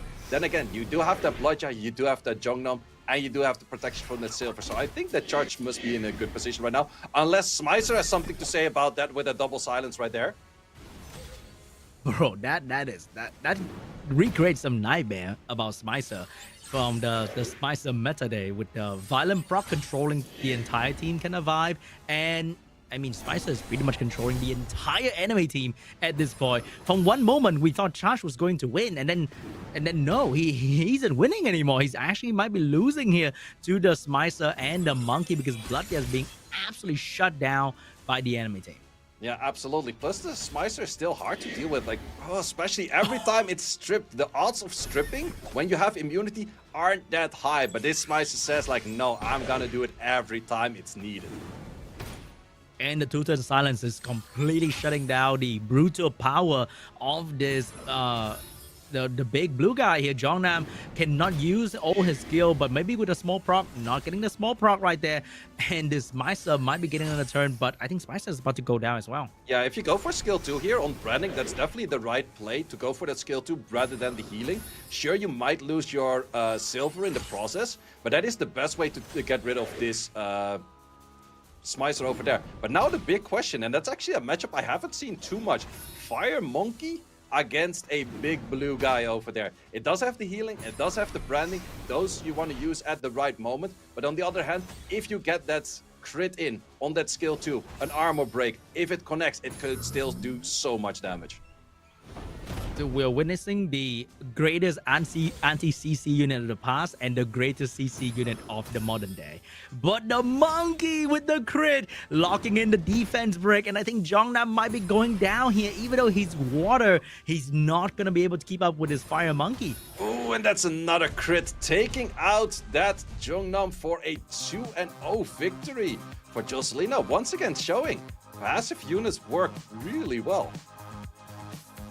And Fire Monkey showing that you water, but you can push back attack bar, you can heal. I don't care. Okay, I'm just gonna crit on you and you're gonna die. Yeah, absolutely. But also that Smicer did so much work. At some point I was like, okay, this match is over. You're just gonna slowly take out the Smicer. You have immunity. The Smicer's not gonna strip that. It doesn't happen too often. 1 strip, 2 strips. I was like, wait, what? That is not supposed to happen. That was not how the script was written. But suddenly the Smicer just completely took over that fight. And that's also the good way. Like, if he actually locked in that gear, what he was thinking of in the first time of showing a unit on that 5th pick, Gio would have never been able to do that well. Smicer did an insane job. So very good last pick of Jocelina on over there. I think Fire Monkey and Spicer might be the answer to the Jongnam epidemic that's been happening, because you have one unit that even if you stun it, it could still silence 2 of your unit if it proc 1 violent, and that could be very bad. And then you have the Fire Monkey just being Fire Monkey, you know, just like, haha, I don't care about all your stun, and then I'm gonna crit on water. Happens all the time anyway. So maybe that's the answer that I've been missing out. Yeah, absolutely. And I did mention it before. Personally, I like to go Acroma into a Jongnam because of the silence, but Smicer is a very good option for a silence that's a lot more obtainable than an LD5, so definitely might be something that we see a little bit of a comeback of a Smicer because of the Jongnam meta. But then again, has to fight a lot of Olivers, but interesting to see that we have slight different scenarios coming in here, where you see, okay, Jongnam last week, it was insanely strong. This week, it's doing good, but it's not being as oppressive as it was last week. Also, next matchup, we have Tech once again, and this time playing against Malignant. So maybe that's how the player from the second week is going to teach the player from the first week how to deal with Jongnam from Pinkdroid. Yeah, absolutely. That might be an option over there. But in this case, we also have Malignant playing that Jongnam. But then it's Jongnam paired with a lot of LDs. So can a Smicer actually still do enough against a lot of LDs and the Jongnam? Or is that maybe something else? Let's see what we have going into this match. Wasn't Tech the one with the secret on Violent? That could be very interesting to see what's going to happen here. Yeah, that's correct. The only issue is in this case, you're playing against a Gianna, you're playing against a Laura, you're playing against a lot of units that might be difficult. Answer to that, hey gang, we're not going to see on the battlefield right here because it is pre-banned. On the other side, we do have that Gianna being pre-banned as well. So no more Gianna doesn't mean Malignant doesn't have any other AoE stripper. So I wonder if Tech's going to try to go first turn here, because we know that his Swift unit is actually not on Swift, they're on Violent. So maybe we might be seeing some Nem Tech coming out from Tech. Yeah, I definitely would like some Nem Tech, because if you ban the Gianna, you most likely know that Malignant would go for that Laura. And there's a lot of Nem options that you could go for to counter a Laura. You could go for the Federica. We have seen people go for Robos or even more crazy units. So there's definitely a bunch of options that you could go for. That Athena, could he have a second Athena and that this is actually a Swift Athena? That will be insane. Maybe, could be, but then Ragdoll into Ethna is very, very good. And the Villager is going to scale really well with the Laura as well. But that will not give Malignant a lot of control on the enemy team. So the Rakuni might be a very good draft here into Malignant, but he's going to go with the Lima to show you guys that, hey, she's not a B tier unit. I can show you how a crazy Lima can work. And now Sharion being drafted from Tech as well. A lot of tech. Yeah, that's definitely a very interesting style. There's not too much healing on the side of Tech Tech, while also not too much on the side of Malikan yet. But El Shari is definitely an interesting one. And there we have a very strong healer right there, that Yan Hong. Ooh, but Yeonhong is the kind of unit that will force you to go first, but can Malignant have enough damage to utilize the Yeonhong ability to give you the first turn to snipe though? Because right now all of us gonna go, which means Malignant doesn't have a lot of control, even with the Laura strip, unless the Laura get a beautiful violent proc, which we know will probably happen at some point today. Yeah, absolutely. It's also interesting to see that Malikan goes for a HP lead on the Valajol rather than the 48 resistance lead on the side of a Yeonhong. In most cases, units like an Elsharion and an Athena aren't super high on the accuracy, so a resistance lead might have been very interesting over there. Maybe he doesn't believe. Like, I mean, that's totally fair too, because I think when you go to G3, even on Athena and Elsharan, they're probably gonna rock like 50 accuracy, and that's gonna be more than enough. Oh, that was so much damage coming in from the Jeonhong, and the Jeonhong wasn't even speed buffed at that moment. So much damage, and we're already gonna say goodbye to that Athena right there. Couldn't manage to take that turn of hers. Beautifully done, because I was doubting Malignant turn 1, but he managed to snipe one of the enemy unit, and that's going to be very beneficial because there's now only one stripper left from the Osharian. I wonder that's going to be enough. He did steal a buff, and he's going to steal another one, but then how long can he keep this up, because there's so much buff coming out from Malignant as well. Yeah, that's a lot of buffs, but he did manage to steal the immunity, so that's definitely a very good buff to have. But also, all of the HP he loses, he's permanently gone. But we have a little bit more steals going on, so this Elsharian is on revenge, so it makes it a danger to actually hit it. Oh, he managed to actually strip immunity on all important units on the side of Malignant, so he might get a chance to kill something here. If he did land a defense break, he get a violent pro as well, so maybe losing a unit is not that big of a deal when Elsharan's the real carry of the game. Well, that's also a lot of damage from that violent secret over there. You still have to finish it off and kill it, which maybe you wanted to switch around the target, but you also didn't want to get more healing coming into that Laura. Also, at this position, the Elsharian is not going to have anything to really steal, and the HP is looking very dire on the side of Tactic at the moment. But a good thing about Sharon is that, remember, that is also an Ifrit, and Ifrit are very well known for doing some massive damage with a simple attack buff here. And oh my god, here comes the damage, and there's nothing Malignant can do about it. That's a lot of damage, but also very good rotation. However, once again, you're at the awkward position where you have to use Elsharian, which could have been an insane amount of damage on the unit that was super low on HP already. But if Elsharian goes for the revenge over here, does he take the revenge? Does not take the revenge. Ragdoll, additional turn. Can we get the revenge in this case? Still no revenge. That would have been an insane revenge over there. Man, this Vile Secret is not only giving the damage for the teammates, but she herself is doing some solid damage, and the defense break setup allowing the team to do a lot more damage as well. And this Elsharian doing a lot of damage and also being very tanky. He took that Velagio damage head on and still managed to look rather healthy after that. Absolutely, and that's also where we saw the slight nerf of Ragdoll come into play. Ragdoll before did have a reflect, and that reflect in this case would have actually killed the secret and would have probably killed that Elsharian, or the other way around, would have for sure killed the Elsharian and probably killed that secret as well. But in this case, we have a Valajul playing against a secret and a Chandra, and I don't see a Valajul winning this. I swear I've seen that secret Violent Pro every turn at this point, which means skill 3 is up all the time, and that's gonna skill 2 as well for the pushback, and Chandra just doing so much damage into the never mind. Goodbye to the Velagio too. Yep, absolutely. But also the moment that a Velagio is armor broken, it does pretty much no damage. So it had to have a violent turn of its own to actually get anywhere. But then again, into Chandra, it's very difficult, and Tech, well played, knowing how to deal with all of those LDs of Malikan. Maybe the play was to snipe Secret. He sniped Ethna, which was the easier, obvious target to kill, but that did not reduce the impact of the Secret and the Elsharian, allowing Tech to actually come back from a 3v4 situation. Yeah, absolutely. Plus, the Elsharian is not really counted by the Ragdoll, whereas the Athena is super hard counted by the Ragdoll. So, actually taking out that Elsharian, that was maybe the key target. But in hindsight, things are always very easy. All right, now we're going for game number 2. We have the Lima pre-ban, and we have the Oliver pre-ban. I feel like he's not respecting the Vio secret enough, or none of them are respecting the Vio secret. They know it's coming. They're not doing anything about it. Yeah, absolutely. But I think it's one of those things that you think like, oh, I should be able to handle this. And then you get into the match and then it's like, wait, it's actually doing a lot more. It's also interesting for Malikan to just straight up go Gianna into a Hey Gang. It's definitely one of those plays that if you do have with Yeon Hong, you can get a little bit more away with it. But it is also an interesting thing to just straight up see a Gianna go into the hardest counter, which is that Hey Gang. Maybe he's locking in either a ultra fast swift robo or a pro max robo, aka the Wunsa, so he can probably ignore the Hey Gang and absolutely smash Tech Tech with a cleave here. Yeah, definitely an option. So let's see if Tech Tech can find the units to counter that. Still goes for the same units.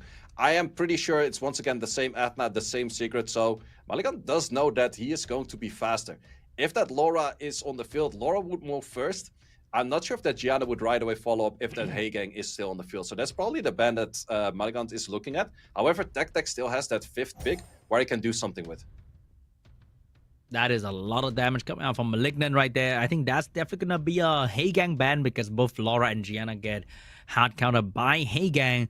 So Tech Tech doesn't have any Swift unit at the moment, which means he's very vulnerable to Malignant damage in the first turn. How is he going to survive that?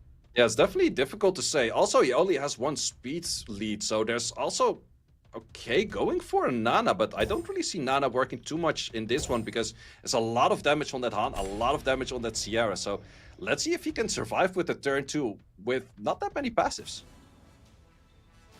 So I think Malignant will have a pretty tough job trying to kill all of them at the same time because he can only kill one. Oh, that violent proc happened, but he missed all of the important strip. Yeah. So he might kill a unit, but that's definitely not gonna be dead. Yeah, that's definitely an interesting one. That's why you see the Laura special, the skill 3 additional turn skill 2. But you actually have to strip to make it work, otherwise it does not work. There is the option right here. Ooh, actually went for the risk, expecting it to kill, but did not kill it on that, or at least to try to get the stun, but did not get it. However, there's stuns on the other side. There's almost an AoE stun from the Nana. Man, he got so bad by the Laura. He could have won the game easily, and then Laura said, "Nah, I'm like SeanB at 3 a.m. right now. I'm done, bro." Yeah, the Laura just didn't want to do it, and then Malikan was like, "Yep, I don't want to play this one." The Laura didn't connect. The Nana went for an AoE stun. That's the point where it's very hard to come back from.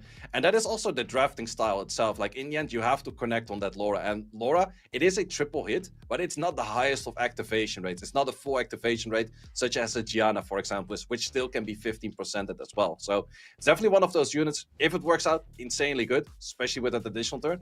But if it doesn't fully connect, it's actually very interesting to see that the whole draft of Jocelino with that Nana, and then it could have started taking a turn 2, get more Nana stacks. Would have been an interesting one to see how that fights out, but definitely would have been very much in the favor of Jocelino. I think we also saw a very classic problem of you have a very fast AoE strip, and then you have a follow-up set that they don't really move because the Ethna was moving right after the Han. Even if Han skill 3 and kill the Ethna, it would not move because Ethna was about to move anyway, and there was really nothing that Malignant could do about it. Even with the speed buff, Sierra was not following up after the Laura, and that is just the huge gap of speed in between the Stripper and the Damage Dealer that a lot of people fall into, even for a best rank 6 player. Yeah, absolutely. It's definitely very important to have those speed tunings very tight to one another. And that's the difficult thing with a Laura, because Laura has a 120 base. You're going to put an insane Vio set on it so you can raise units while being a Violent against Swift. But you have that much of a base that if you throw like a very good, these people have like 200 sets or even maybe even more, you can actually outspeed units that are on Swift. But then, exactly as you mentioned it, then there's that speed gap. If not all of your units follow up, if your CC doesn't come after, it just doesn't fully connect, and it didn't work out there. However, we do have something for you guys as well. It's not much, but we like to give something. And you know that there's always coming more. It's just another scroll, but there's going to be more of those throughout all of the weeks of SWEL over here. SeanB, what is the most wanted fire unit on your list right now? Good question. Is there any fire unit that I really want? that I don't have. I think one is gonna be the Fire Spectre Princess, just because I don't have it, and the Fire Nezuko, just because I don't have it. I don't think they're very good though, but I don't have it, so Yep. really would like to get that one. There's definitely a few of those units. We just like, in case there's any balance patch coming in, because they're both pretty recent units. At some point, they might be the new Oliver or the new Jongnam or the new any of those units that are super oppressive. But for now, guys, we have 3 more matches coming up right after the break. But first, we're gonna go into the break. So grab a drink, grab a snack, enjoy.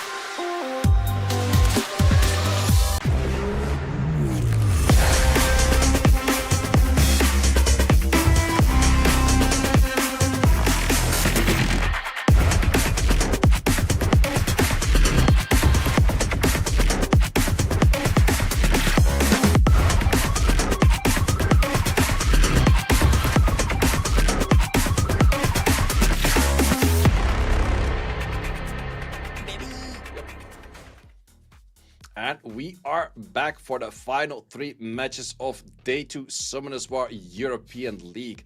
And we've seen a big variety of kind of playstyles. We have seen some LB heavy drafts, we have seen full passive drafts, we have seen a little bit of cleave back and forth as well, but also some bruisers that I would say, if the draw button wasn't there in normal arena, the draw button is there. We were very close on the draw button already. So let's see what we can have once again. And who's the player that stands out the most for you so far, SeanB?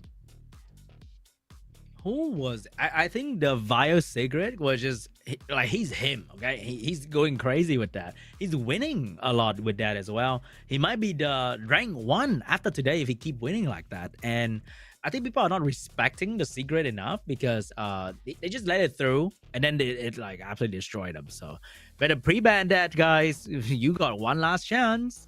Yeah, definitely interesting to see that working all the way. On the other side, something we also see not working as well with the turn 2 comp, which doesn't have that much passes from Merle. So far, it hasn't been giving her that many wins at all. So let's see if she can maybe mix it up by looking at just a little, adding in a little bit more passes, maybe a Vert, maybe a Bracuni, or any of those units to give you more protection, because in the end, the Shizuka isn't really working there. But first off, we have 2 Germans facing off against one another in Crispy Bacon against Charge.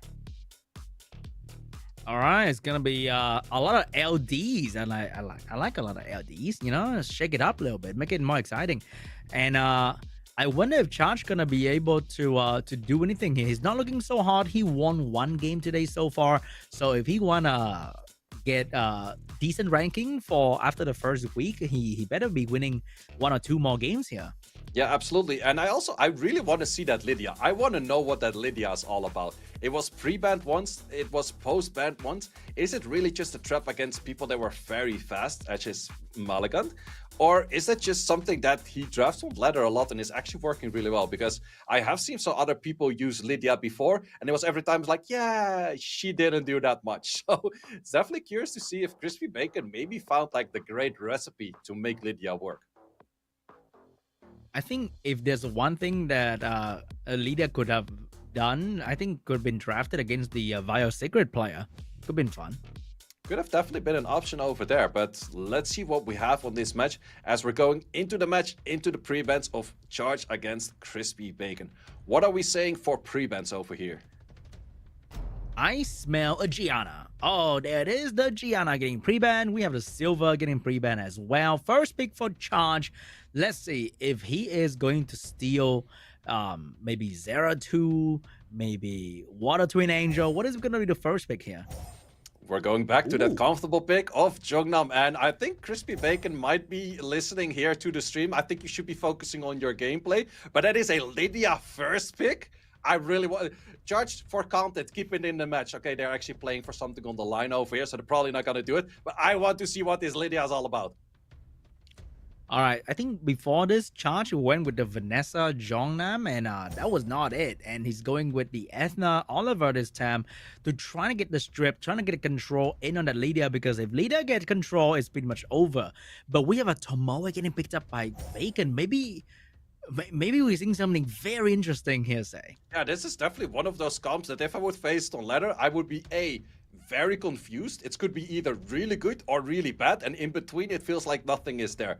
Charge definitely has to be looking at those AoE strips to put it up right now. So he did find his Volantis.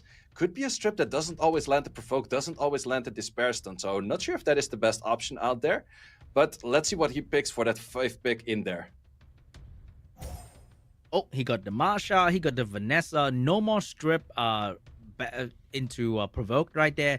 He wants to get the damage in, and that is exactly what Lydia is here for. I think it's gonna be very fun. It's gonna be Lydia doing some massive damage. Zeratul getting last pick right there for some more damage from the side Crispy Bacon. So Mr. Bacon has a little bit of everything. Meanwhile, Charge has a lot of damage, but if the damage failed to connect, it might be bad for Charge. But I could see a world where this Lydia is actually banned as well. No, we do actually see the Lydia in, so I'm finally getting what I want. However, there's 2 single target strips on the side of Charge. We're looking at a match 7, set 1 between Charge and Crispy Bacon. Can Charge disconnect this Lydia before she takes an insane turn? Here we go, guys. Ethna going in with the big strip. You gotta worry about Velajo. You gotta worry about Tomoe. Oh my god, that damage almost sent the Zero to home immediately.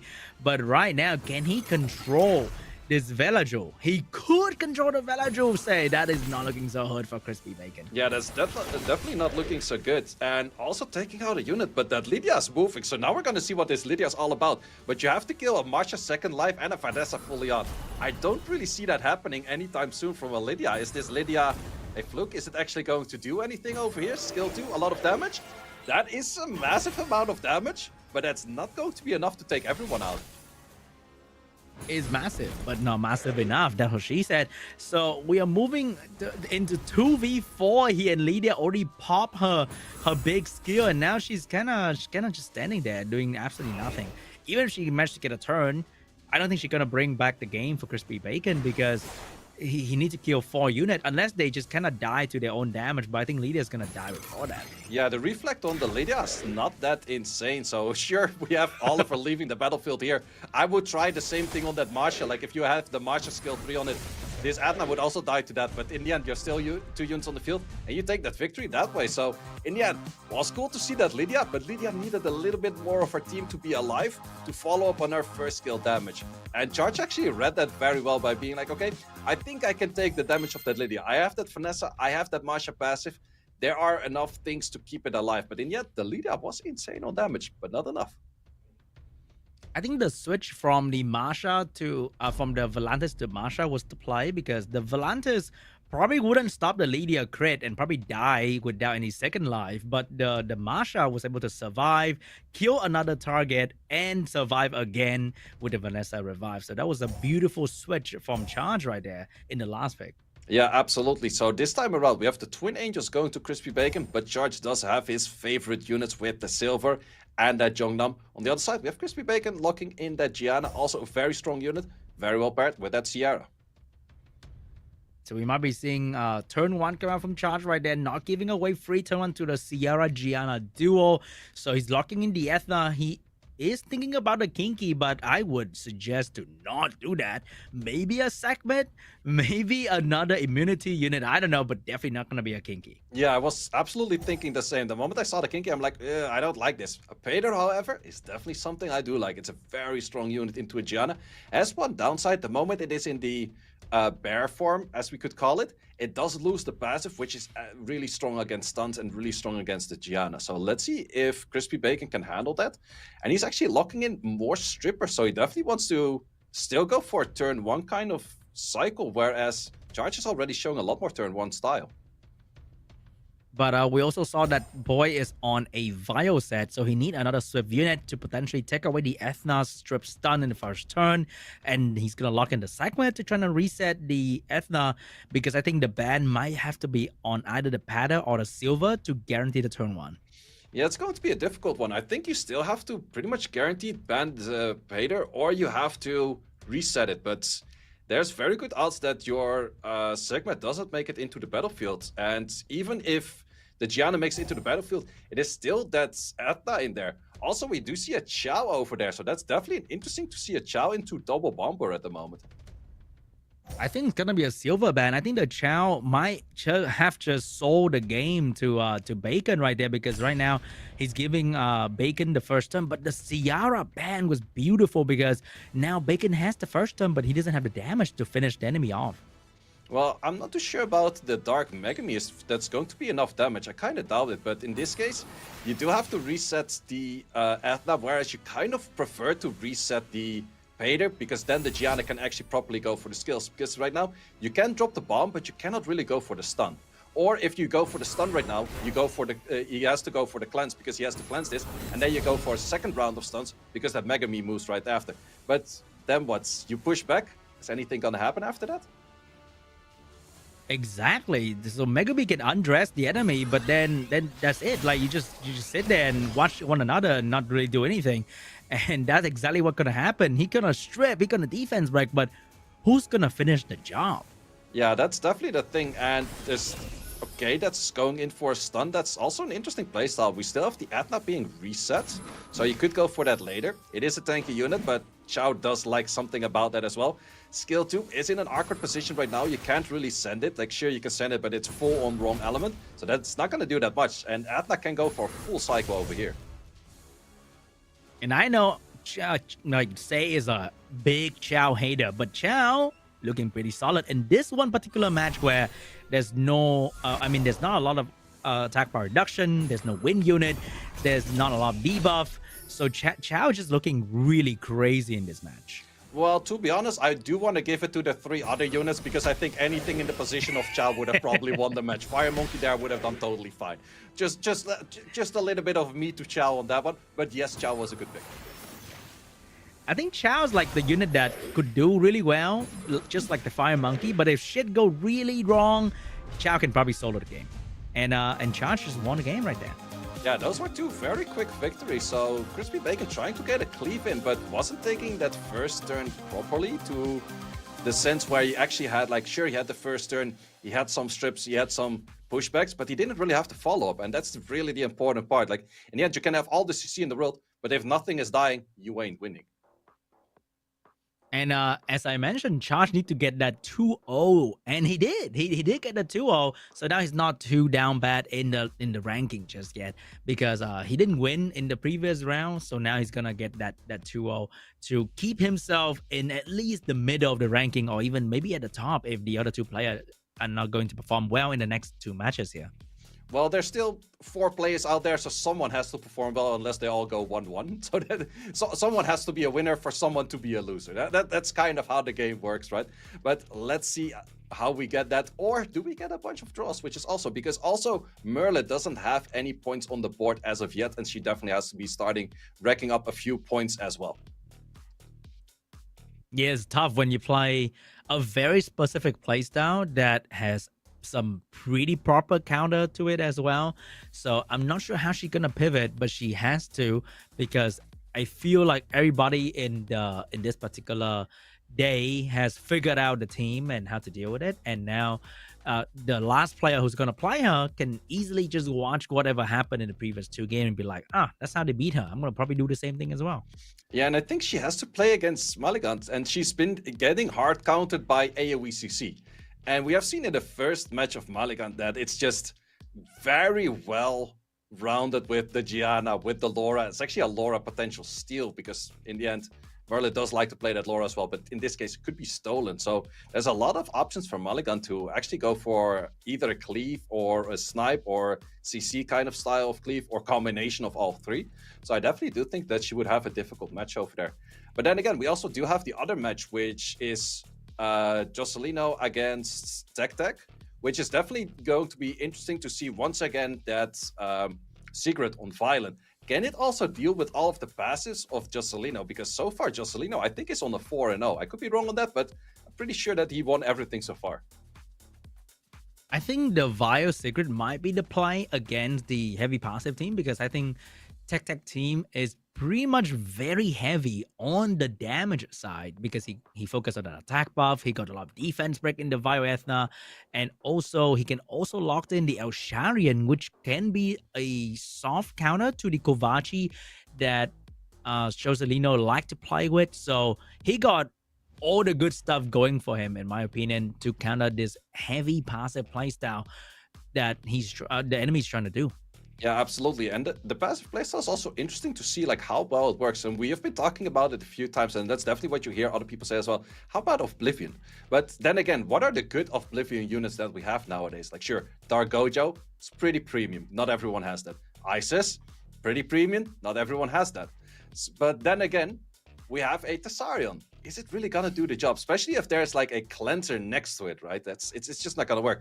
And yes, not everyone has a Dark Gojo, SeanB. Not everyone gets those.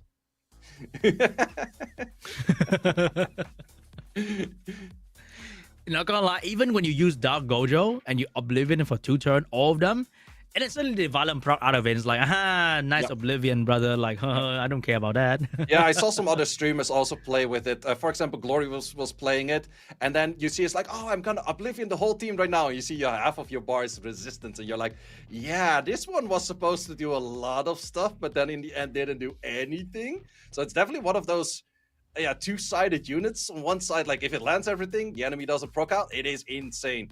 The moment that the enemy gets a few procs in, a few resistance in there, it's just not gonna work that well. So let's see what's the answer to that, because Oblivion does always seem to be like the answer you're looking for, but most of the time is the difficult answer as well. That's why always the Scion has been on a pretty low win rate. So the next match we're actually going to go into is not Maligant against Merly. I was wrong on that. We're going to go in the match of Jocelino, so the passives against Maligant. I think one of the better way to deal with passive is to actually learn about the passive and how it works instead of relying on Oblivion to shut it down. You shut it down by using the mechanic that is stronger. So let's say you're fighting anti-stun, then you rely on attack by pushback. You're fighting revive, then you rely on cooldown reset.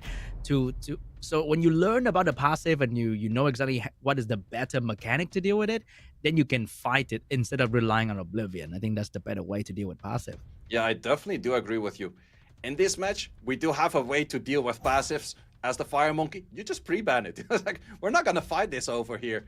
It's been doing so strong in the last few matches, so he's definitely gonna take that out. We have the Oliver being picked up by Maligant. On the other side, we do have that Vanessa once again. All right, Vanessa getting picked up here. I have a feeling the wind thing is going to show up. Oh, the wind thing is going to come back. Angela being locked in for Joselino. So he got the defense break. He got the heal. So let's see what kind of big damage Malignant's going to go in with. And he got two big guns ready to go, being Han and the Doman. Doman is definitely an interesting one, especially into shields. Sure, it's really good, but every time there is a shield, the Doman, Curse of the Beautiful, or no, wait, Curse of Death it is, I think, is not gonna tick as much. And technically it does 100% damage, but if there's shield, it's going to be chipping away from that 100%. So it might be more difficult to actually get that all the way in. However, paired with the Han, super strong. Jocelino, once again, going for his more passive units in that Sahad and that Smicer. On the side, Maligant locking in very fast on that Robo and potentially a Neftis. I think I got the vibe that he has played these games many times before. Oh, you locking in a passive? Let me shut you down with Robo control, heavy heal block from the Neftis. Never mind, gonna go with another strip from the D Laura instead. Just to be sure, you know, Joselino probably had the Juno on wheel as well, so having another stripper might be good. But no, we're locking in another speed lead. But he's not looking like he's gonna strip a lot with that. Yeah, mainly the strips are kind of lacking. On the other side, we don't have too much immunity on the side of Jocelino. Probably a few units are off wheel, so maybe you don't need as much strip. But last time we actually did see the Silver lose to a Smicer, so that might be something we might see again. All right, so Wind Monkey might be locked in. We are seeing a full LD into a full Wind Draft. So what I learned from watching a lot of high-level stream is that picking LD is great and all, but it's also a bad thing in a way that people can actually lock in this kind of full element draft that usually wouldn't be possible because of the elemental diversity in RTA. But when you're fighting LDs, you can pick 4-win unit and not get punished by the elemental law. Yeah, absolutely. Also for the bench right here, we could be locking out speed leads. No, we're actually taking out the Wind Monkey and we're taking out the Doomon. So it's all about the damage on the side of Han, and on the other side, there's a lot of sustain with that Sahad damage. We have a match 8, set 1 between Jocelino and Maligant. SeanB, once again, take it away. So we have the Robo going first, going in with a strip, miss a unit, but still somehow get full bar. And now shutting down the last immunity with the strip dodge, missed the attack bar. So Malignant started turn 1 kind of okay, but he did miss a lot of things. Not looking so good with the Shahad moving in with the dot here. Yeah, the Sahad definitely is going to be the question. Where are you going to take your first target? It's going to go for the Robo. Han, are you going to take out that Vanessa? It has been shown that it's very tanky, but not for this Han. This Han does an insane amount of damage. Nearly taken it out. Actually, does split the damage for not taking it out just yet. So as you can see, the turn 1 damage is shutting down the passive team. Vanessa using the strip, but then probably going to go down pretty much instantly. You can see that the proper damage team took down the Vanessa so fast, despite the Vanessa being very tanky, compared to how Merly trying to take down Vanessa the entire game, but could not take it down. But here we see the Han and the Robo take it down in like 2 seconds. Yeah, definitely a lot of damage coming in, and this Han is not looking too lively. Also, I think this Han is on a lot of damage, so maybe the targeting on that Robo wasn't really the right way. Like, the main damage threat is going to be that Han. Also, the Smicer against 2 debuffs has a lot more difficulty stripping that. However, you can't target the Smicer, the Smicer strip because it's going to go on the enemy with the highest attack bar at that moment. And I think we just kind of witnessed how inconsistent this unit can be. One game, Smicer is a god, stripping, silencing, bombing, and one game it's just kind of there and does absolutely nothing. Yep. And this is one of those games. Yep, absolutely, and that gives the victory to Maligant, and that's definitely where you see some of those units being very double-sided, where a lot of people would say like, maybe I don't want to draft as much Schmeiser, but then again, Jocelino so far had a very good streak of a lot of wins, so let's see if he can take it back in that set too. So I think that last switch from the Nephthys to the silver was absolutely perfect, because if he locked in the Nephthys, he could have missed the strip, he could have let the Smicer go crazy. But then with the silver, he had a bit of control, less damage output overall, but so much safer with the immunity on his side. Yeah, absolutely. And it was also cool to see this Han just doing so much damage. Where we saw before, it's like, oh, this Vanessa looks unkillable. Not for this Han. This Han just went straight through it.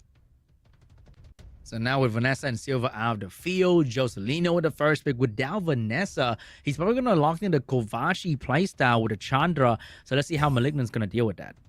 Yeah, let's see. The Vanessa is pre-banned right now. What is your first pick that you're looking at right now? Because Jocelino so far, I think, has been first picking Vanessa all the time. Does he right away go for a passive unit? Or does he go for another speed lead still that is maybe somewhat helping the passive units such as a Chandra? Or do you right away go for something like an Angela?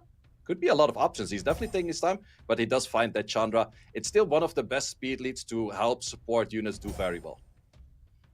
But then Chandra's 24, Oliver's 33. Malignant going with a Gianna is going to go first and absolutely dominate Jocelino once again. I think he has to lock in the Hey Gang here. And that is probably one of the only play he has against the Gianna, because I don't think he has a pattern. Oh, interesting style on that Gapso. Gapso is mostly good if your enemy also has a lot of form of healing, because Gapso takes attack bar the moment that the enemy is healing. But so far on the side of Maligant, there's nothing healing. And besides the Yeon Hong that he likes to draft, there's not too much healing on the side of Maligant as we have seen all day so far. So I think it's a free turn one for Malignant, because he can go for Robo Gianna, ban out the whatever Hey Gang that he's gonna last pick over there, and absolutely shut down Jocelino unit one by one easily with the Han damage. Yeah, it's definitely interesting to see. Also, that Dumon, I think, is a little bit too much of like, oh, I'm gonna fight your bruiser units in a bruiser style. But I think you could have more double down on, as you mentioned, a Dark Robo or another strip unit to just really lock down. It's like, okay, even that Light Pony, if you connect your skills, match is pretty much insta over. But Light Pony is a very good unit against Han, because Han need to crit all 4 hit to be going absolutely crazy. And I think Light Pony is definitely going to be the ban here. Malignant just have to lock in another AoE Dark Strip, and Dark Robo is going to be on the menu. And this might be the easiest game for Malignant, or he can miss all his strip and, you know, quit instantly like the last game. Yeah, that is definitely an option, but I definitely do think we're looking at a ban on that Light Pony. On the other side, you probably have to respect one of the 2 strippers and hope that the other one doesn't really perform. Or maybe you ban the Han and pray that you outlive all that tiny damage from the other unit. Is an option, but I think there's too much additional damage artifacts on the Robo and the Gianna that it would still do a lot of stuff, and you would still have to resist the curse of the death. We have a match 8 set 2 between Jocelino and Maligant. Let's see if the turn 1 works well this time. All right, Doman going in with the curse on the monkey, straight up bomb. Maybe land on the monkey as well, just to make sure the monkey is going to go and say goodbye. Smicer surviving the strip. Gapsu surviving the pushback. Oh, Malignant is in some trouble here. Yeah, might be in trouble. So let's see if we see a god tier kind of style play from the Smicer again. Also, the Gapsu tried to heal the monkey, but in both cases did not work because of the curse of death. Also, once again, the silence is not connecting, so you have to drop the bomb on that as well. All right, bomb on the Han. Han's probably going to go down to one more damage hit from pretty much anybody. So it's gonna be Doman, Oliver trying to control the enemy team, waiting for the Doman skill 3 to come back, which might work, but the Smicer can go crazy here because all 3 of Malignant unit are extremely weak against the 2-tone silence. Yeah, absolutely. Also, this Oliver just missed his reset, so that does mean that he will have a gap in the amount of skills that he can use in a moment. There is a suppress on the Chandra right now, so using skills would cost you half of your HP, plus it will give cooldown, so definitely not the thing that you want to use. But this is the gap of the Oliver I was talking about. That moment where you can't use your skill 3 because you got resisted earlier is always really crucial for Oliver to have like a dead turn, and it's just not working out. It's Oliver, you want to be in the cycle, you want to be hitting skill 3 after skill 3 and skill 2s. But now this silence is there, and it's definitely gonna do any skills for a while. Oh my god, look at how tanky that Doman is. Gapsu barely scratched her HP bar, and this Chandra has no skill to offer, and the Smicer is not exactly keeping the control really well, and without shield, that Doman's absolutely gonna hurt the Smicer if she land her curse. Yeah, it's all on this Curse of Death. Curse of Death does connect. Also, the Chandra tried to stun it, but it was actually resisted at that moment. Also, the Smicer right now can still land a bomb. All of the damage that is dealt to the enemy side will never come back because there's no sustain of the side of Malikan. But then again, the Curse of Death is just ticking, and it's ticking very hard. Also, the heal will go on the lowest HP target, which is itself at the moment, and therefore it's not going to heal anything. Oh, not looking good. And the bomb of Smicer usually doesn't do crazy damage as well. So maybe Doman might even survive this one. And Oliver is finally in the cycle that you mentioned before, keeping everyone on cooldown, especially the Chandra with a slow debuff. Yeah, absolutely. But still, it has to work through that one turn silence. But I definitely do think it has the chance to do so. The Gianna will soon get online, has the bomb up. Sure, we're going to say goodbye to this Duma, but this Duma is still holding on for a little bit of life in there.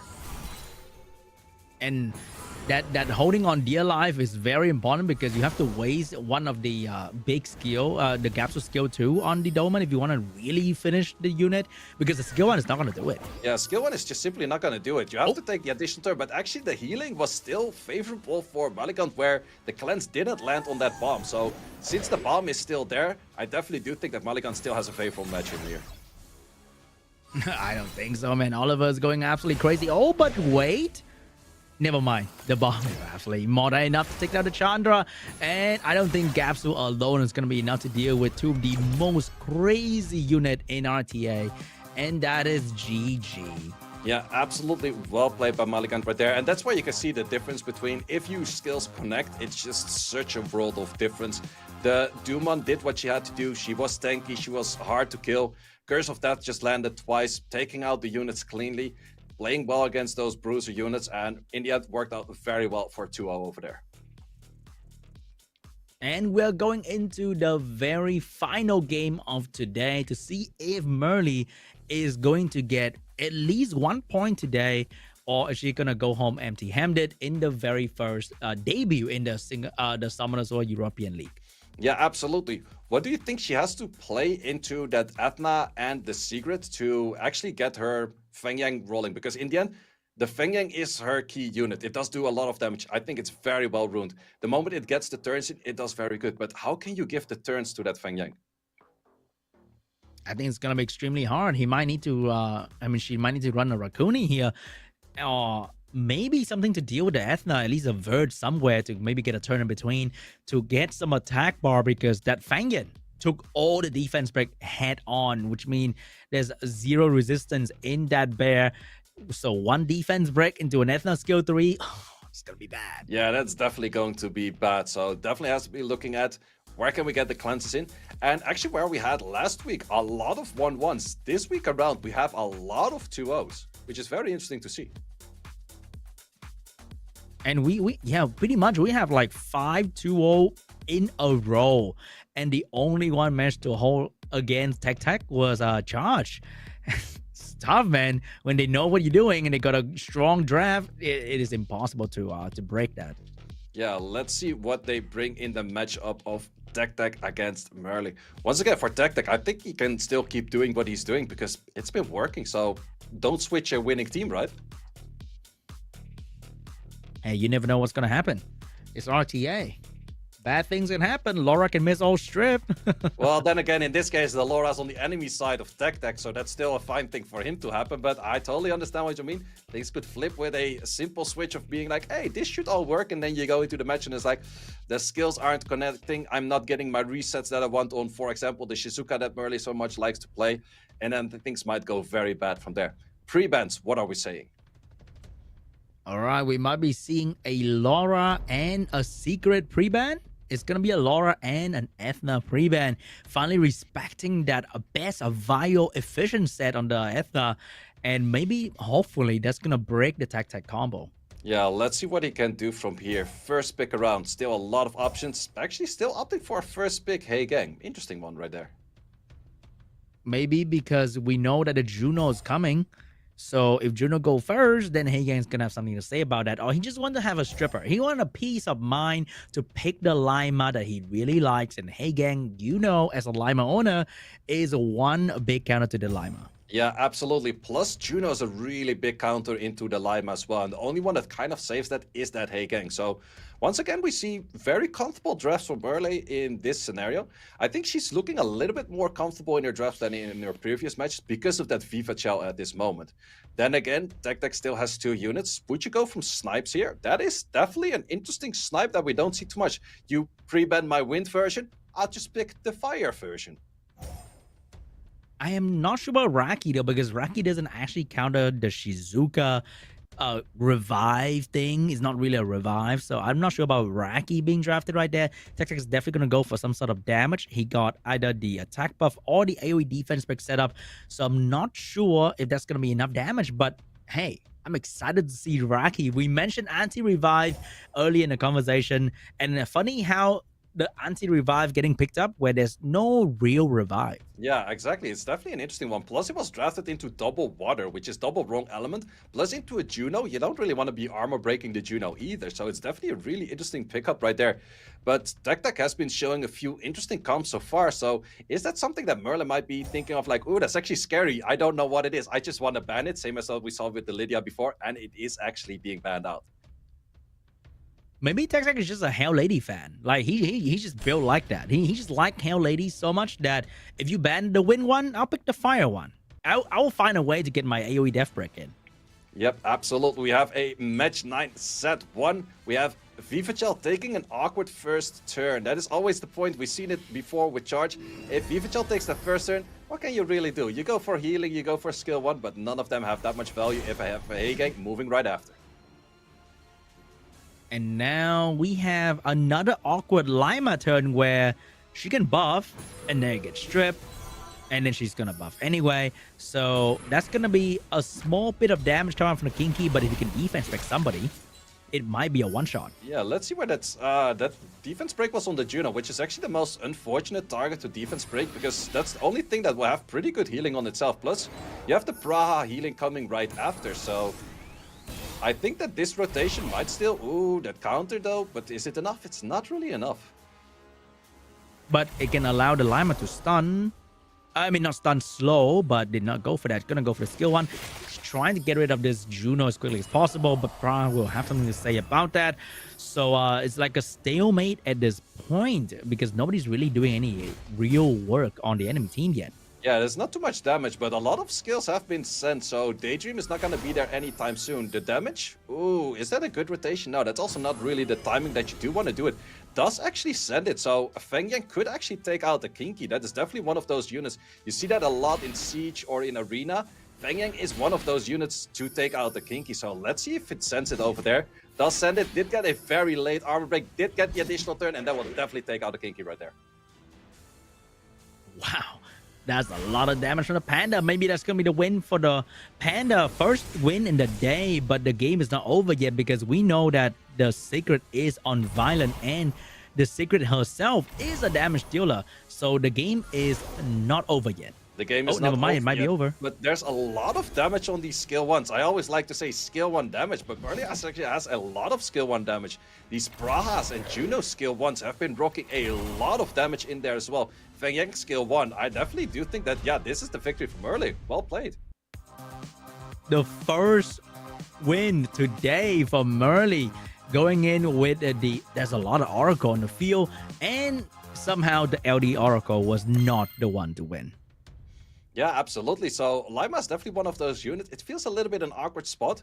And that's also the thing, like the moment that the Oracles were nerfed on the skill 1, the other 2 Oracles, the Juno and the Praha, were buffed to actually counter her even more. So sure, you still have the Heigang in the field, but in the end, the Kinky was kind of in an awkward position as well, because the Feng Ying was so well off taking it out. I feel like instead of Lima, it could have been like, I don't know, a Gemini, and Kinky could probably like kill everybody. Yeah, it could have been a lot of options over there of the instead of a Lima, because in the end it just didn't really work out. But it was drafted relatively early, and it's definitely on the playstyle that Tech likes to play. So let's see once again. Does go for the Heigang. However, last time around didn't work that well, but this time we do have an Athena. And we finally see a pre-ban on the Secret showing some respect to the Vile Secret. Yep, absolutely. Also, once again, Vivagel did take kind of an awkward position spot in the last time, but it could be very well if it's paired against that Athena, that Athena would outspeed that Vivagel, and then Vivagel can take a very good turn after that. Merly thinking about the Laura getting locked in, but no, it's going to go for the Shizuka, which could potentially utilize the love of the Lima from Tech for some free invincibility. Yeah, there's definitely a lot of potential for invisibility, and in this case, we're like, okay, it's not banned out. I'm just gonna go for 2 Hell Ladies. I am not sure what this Hell Lady is doing over here. Potentially could even go for a double water draft to finish it off, but wouldn't be surprised if we're still going back to the Feng Yang units, because if those are your countable units that you like to play with, that are actually working for you, I could see her still going in for that, but let's see what she does. I think he just like to go skill 2. Oh my god, are we seeing a real Water Lich draft here to get some attack bar in between the Hell Ladies AoE? That is wild. That is a really interesting one, because the Water Lich, it does feel good, but the base stats are really bad, to the sense where additional damage artifacts most of the time tend to kill it.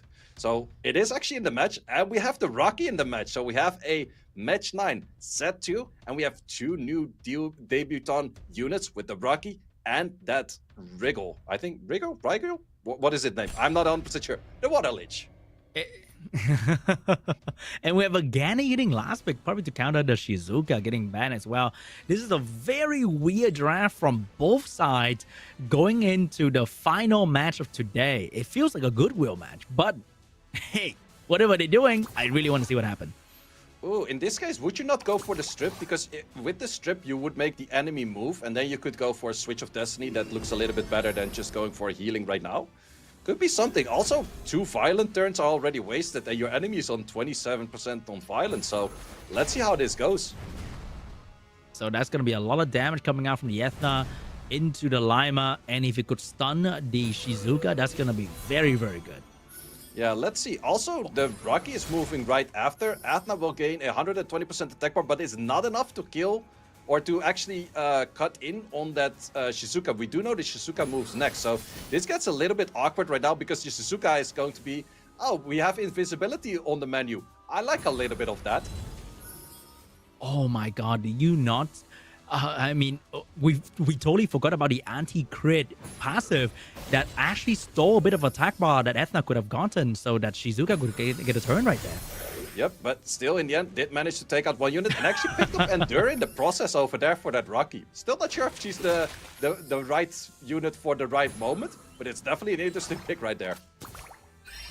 And also, I saw the Rockies resisting a lot of the enemy stuff. I have a feeling that this Rocky is actually 100 res. Could that be 100 res tech Rocky? But then again, looking at the damage, her damage is kind of okay, so it's a strange build. It's definitely a strange build. Definitely an interesting one to see over here. Let's see if we can get some freezes out of this one. Raiju, you have to do a lot of work here to get this match back. Did actually connect the slow, but that's not going to be enough. Yeah, I think Raigo is like a draft where you think, oh, he's going to kind of between and freeze and defense break. But in reality, he's not moving enough, and he's not doing enough. Yep, we have a very good rotation on the Switch of Destiny. However, the big issue is your team is already looking at armor breaks. We don't actually have a counter, and it's been taken out by a counter.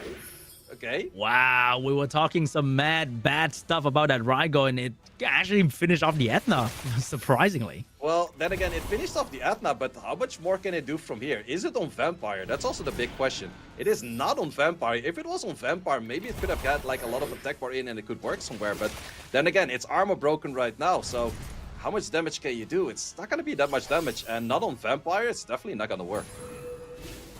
Exactly, especially with a Lima that can provide a decent amount of healing over time. I don't think this Water Lich gonna be able to solo the enemy team, and that's GG. Tech's gonna take the last game. Yeah, absolutely interesting play, both on that Rocky. I'm still not really sure what the Rocky was there for. Like, it's one of those games, it's like, yeah, she did good, but what was really the idea behind it? What was she specific drafted for to counter? And maybe we're going to see that in next week. So I definitely do like the idea of seeing like new units. Did see the Brygle in there. Didn't really work out. Too much immunity, too much. The moment that you remove immunity, it's going to be cleansed anyway. So did not really work out. But then again, if you don't try, you never know. True. And I also want to see like two guys just go in with 5 LD5 draft at some point, you know, like for just one game. Okay, satisfying my LD needs. Just go 10 LD5 in one match, and I'll be very happy. There's definitely a few players out there that can make that work.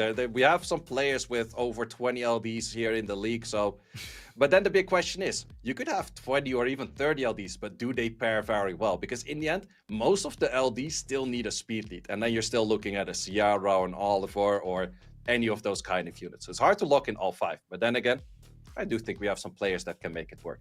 So we're going to look at the bracket of today, see how the points are distributed between the players that we had so far. Actually, we ended up all the way with a 1-1. So the only player that took 1-1s is Tech, which is interesting to see. But actually, that way, rocking all the way up to 4 points. So I think he's going to be very high up in the leaderboards with those 4 points. Interesting. I think everyone who won 2-0 also lost 2-0. Yeah, exactly. So everyone that had like a good win at that point also did have a lose. Also, of course, we have the players from last week on this leaderboard. So we have actually 5 players with 4 points, which is very interesting to see. So it is very hard to distribute the points. Of course, we're still just in the second week. We have a lot more weeks to go, a lot more matches to go. But it's interesting to see how close it is for the first 5 players. No one is actually taking all the way 6 points, which is the maximum potential of all of the points. But also, no one is taking 0 points. So we do see that the level is pretty equal in that. I see. But I think the 4 points player from day one were having some draws in there. But the 4 point player from today were having some solid wins. Yep. Yeah, absolutely. And that's also why you see the 4 point players of the first week. They didn't have any losses. So it is very interesting to see like the different style between week 1 and week 2, whereas week 1 had a lot of draws and week 2 was actually a lot of 2-0s, but also people that won 2-0 before also fully lost after. So it's definitely kind of a different style in there of one draft not working out, but then you can make the other draft work versus just 2 drafts completely not working out. And that's kind of interesting to see in a best of 2, I would say. And I think that is going to conclude for us today. We're going to be looking forward to next week as well. I think next week it will be the people from the first week who will play again, which you're going to be seeing. It's going to be the mix of the both. So some players of this week against some players of last week. So it's going to be a mix over there. But before we wrap it up, we still have something lovely for you guys. We were talking about that fire scroll earlier. I hope you got your Bludja or your Theodora or something else. Plus, not just scrolls, a little bit of energy as well. You can do some farming. You can actually farm artifacts with that because we've seen it from early. Those artifacts, they rock in the damage. Absolutely. All right, to fire score and her energy for you guys to be spending that in your next Giants run. And thank you so much for watching the stream today. I had a lovely time casting, I would say, even though I just heard like my local church like just ringing the bell telling me that the sun is coming up. It's pretty crazy out here, but it has been very fun. The great matches keep me awake, and especially with Say voice in my ear as well. That was very, very wonderful. Yeah, that always helps you from keeping awake. Like, it's the same thing. Like, if someone is driving for me, they're just like, keep on talking because next to you, I can never sleep. So that is something with a loud voice. But guys, also for you guys, thanks a lot for watching once again. Next week, we're going to be back SeanB, you're also back, right? You're here for at least one more week, so it's good to see you. At least I'm not 100% sure. SeanB's already enjoying the hours. He's feeling what Stoic is feeling when he has to do the Legend tournament. We all know about that feeling, the 3 a.m. vibes. Guys, thanks a lot for watching. Hope to see you in the next week. You do know where to find it, !SWEL, to check any content on SWEL, guys.